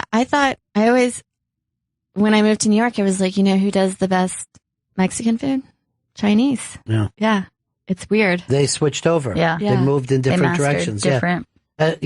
Trump wants to send them away, and I'm like, you don't know how much we need them. It's so important. This city will not work. No, this city alone. Yeah. It's crazy because I feel like in Texas, a lot of El Salvadorians come over and they eventually work at a restaurant, and they all save their money and pull it together and start a restaurant. And then that restaurant becomes a huge chain in the city. And now it's giving people tons of jobs. Yeah. And you're like, it's so crazy. I don't know. It's so insane. The restaurant business is such a tough business as it is because the profits are pretty thin. You know, you could run into trouble, and the hours are long. And I'm always amazed with someone who wants to open a restaurant who has never even worked in a restaurant. They're like, you know what? I got $250,000. I got a great recipe. I'm going to start a restaurant. That's such a bad move. And Terrible. You can tell when you walk into a restaurant. You go to a new business, maybe there's a place in your neighborhood, and you're like, oh, this place looks nice. I had this happen to me recently. And immediately from walking in, owner's there in the front greeting people. And I was like, you've never worked in a restaurant. You know nothing about food service. This is going to be a shit show. Yeah. It was a total shit show. And I'm not even talking about the food. It was just like everything was wrong, like the way they were doing everything. And I'm like, oh, you need someone to tell you. Like, we've already figured this out. There's an efficient way to do this. But he got to hang up his classic rock posters. Exactly. You know, the place was beautiful. Right. He was at the front. He was very excited. Yeah. The menu looked great. Yeah. You know, all the aesthetics were there. All the fun part of opening a restaurant were spot on. But just like what Sarah said, you never walk into like a bunch of El Salvadorians going, oh my God, look at these lamps. Yeah. These lamps are unbelievable. No, they just have great fucking food. Is that nesting bulb? And then they, you know, then they'll put it in styrofoam or something stupid. Yeah. You're like, you should get plates for this. You'll get a lot more money. Oh yeah, my thing. A lot of times with restaurants, if their main thing is like a huge aquarium or something, you're like, the food's gonna be shit. Yeah. It's a massive. I also don't want to eat seafood and look at living fish. Yeah. That makes me feel bad. Oh yeah, it'd be like, you know, going to a steak restaurant where the cows are just roaming around. It's upsetting. Yeah. We want to be completely removed from the animal that we're consuming. Yeah, I don't want to know about it. No, this came up the other day. Do we eat any carnivores?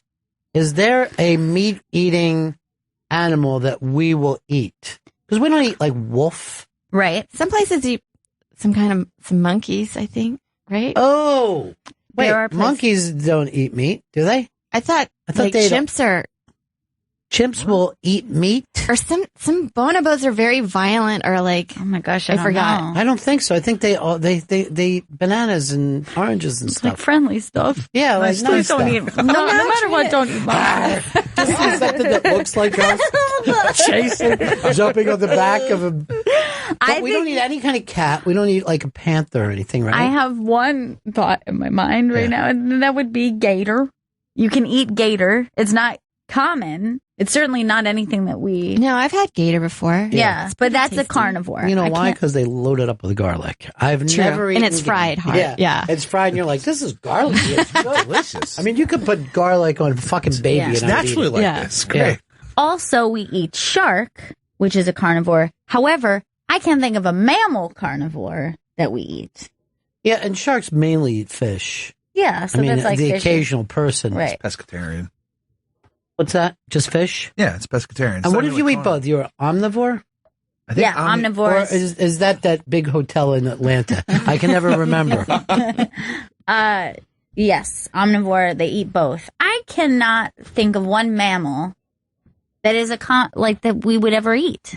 That is a carnivore. It's not. It seems like for some reason my assumption is just like the meat would be gross. It's like meat that's processed meat. Yeah. Like Double if you meat. have a grass-fed cow and a corn-fed cow and Taste you the eat difference. the steak, you can taste green in one and then a very corn starchy flavor in the other. So my feeling is that processed meat through meat might be really gross. Like if you eat wolf meat, it would just be like, oh, this tastes like old meat coming through this meat flavor. Oh, it's a meat-flavored meat. It's like a very, like overly. But would you try to eat wolf? Someone said, I guess some wolf? Yeah, I think I would. I think I would do it. Sign me up. I'd have to be fried. Fried Everything fried makes you happy. Wolf fritters. Yeah. Don't bake that. It seems like it would be easier to eat in a stew, but that's just me. Would you assume that it would be gamey? Yeah. Like, would that be the flavor? Well, anything that runs hard is tough to eat. That's why deer is gamier, because it's out running and exercising. where a cow is nice and fleshy and fatty. Right. You know, I mean, you could basically, a cow should be like butter by the time. That's kind of making me realize my dog probably would be pretty. Your dog would be tasting. very easy to eat. She likes to. lazy. I mean, she's pretty much veal. Like, that's pretty much her thing. That dog is exhausted for no reason. That dog gets tired after sleeping. And I just say, like, your dog will be up for 5 minutes and the eyes just start rolling around like, fuck. What kind of dog do you have? Good Well, question. she's a rescue, so I don't know for certain.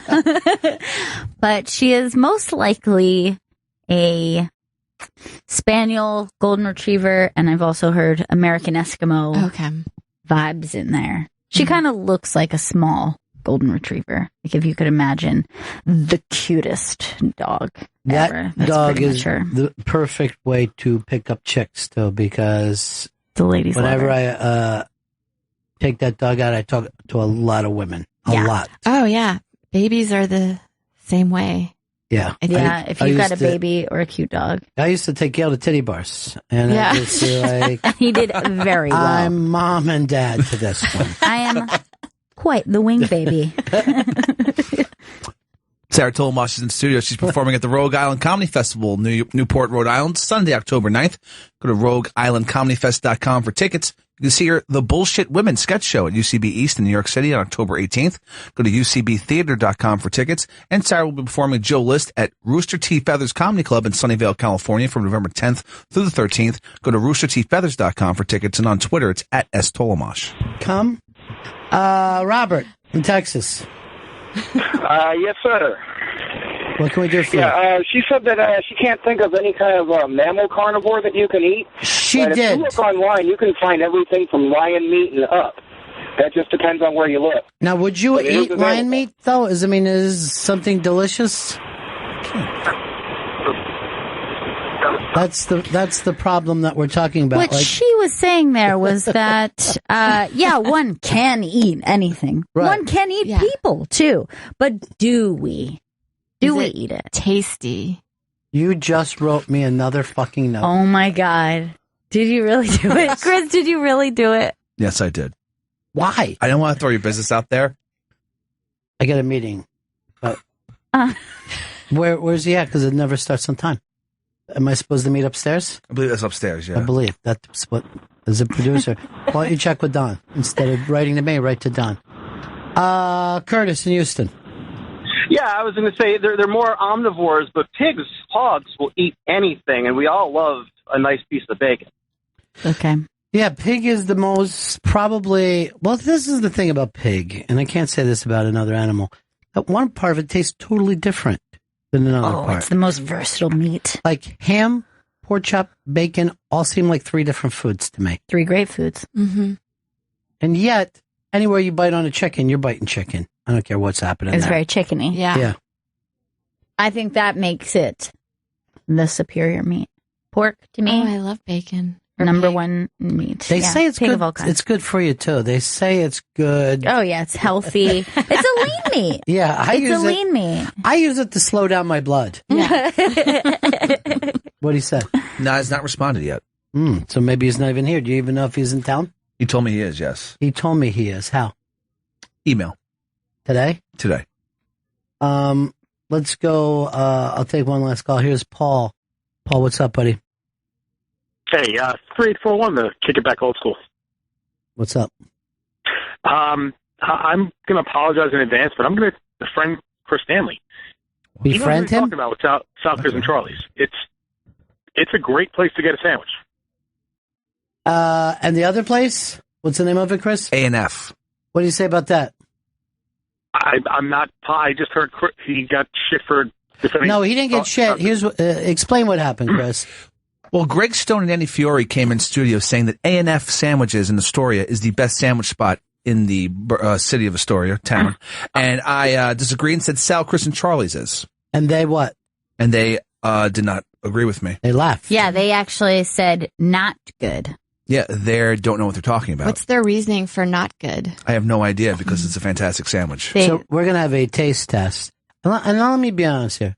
Greg was the one leading the thing, and Andy just figured out who was the cool guy. Yeah. You know what I mean? And just went along. But you got stumped on that. Now, here's the thing. This happened like 6 months ago.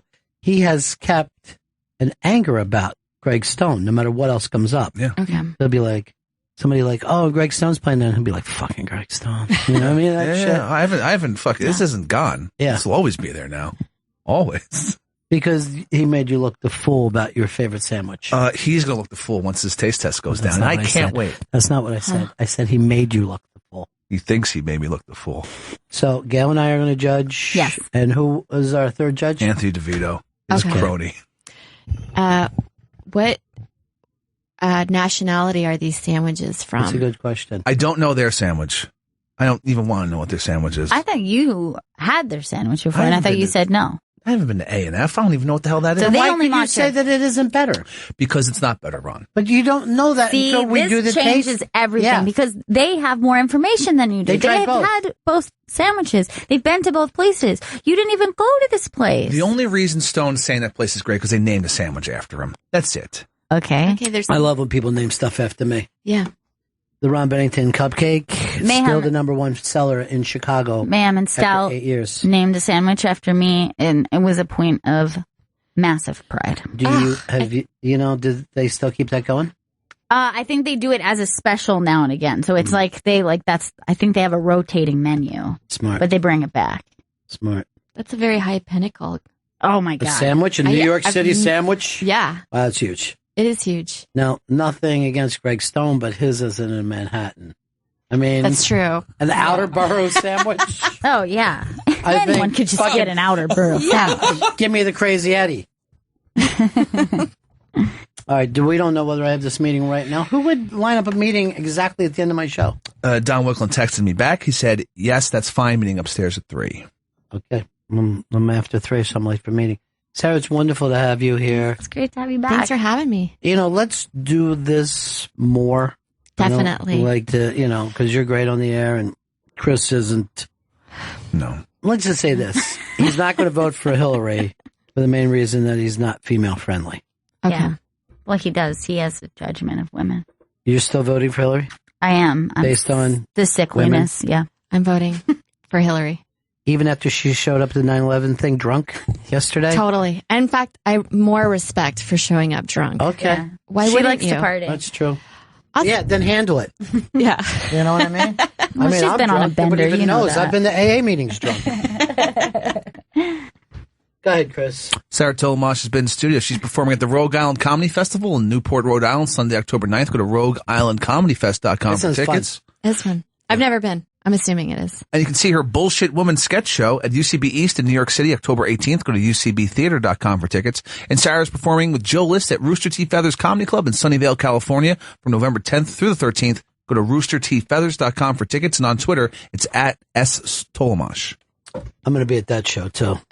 Because I heard when you and Joe were on the road, you take lovers. So yes, I like couples that take lovers. I think it's very European. That's it for us. See you again in 1974. Ladies and gentlemen, the evening is over. We hope you all enjoyed yourselves, and we'll see you all again in 1974. Good evening!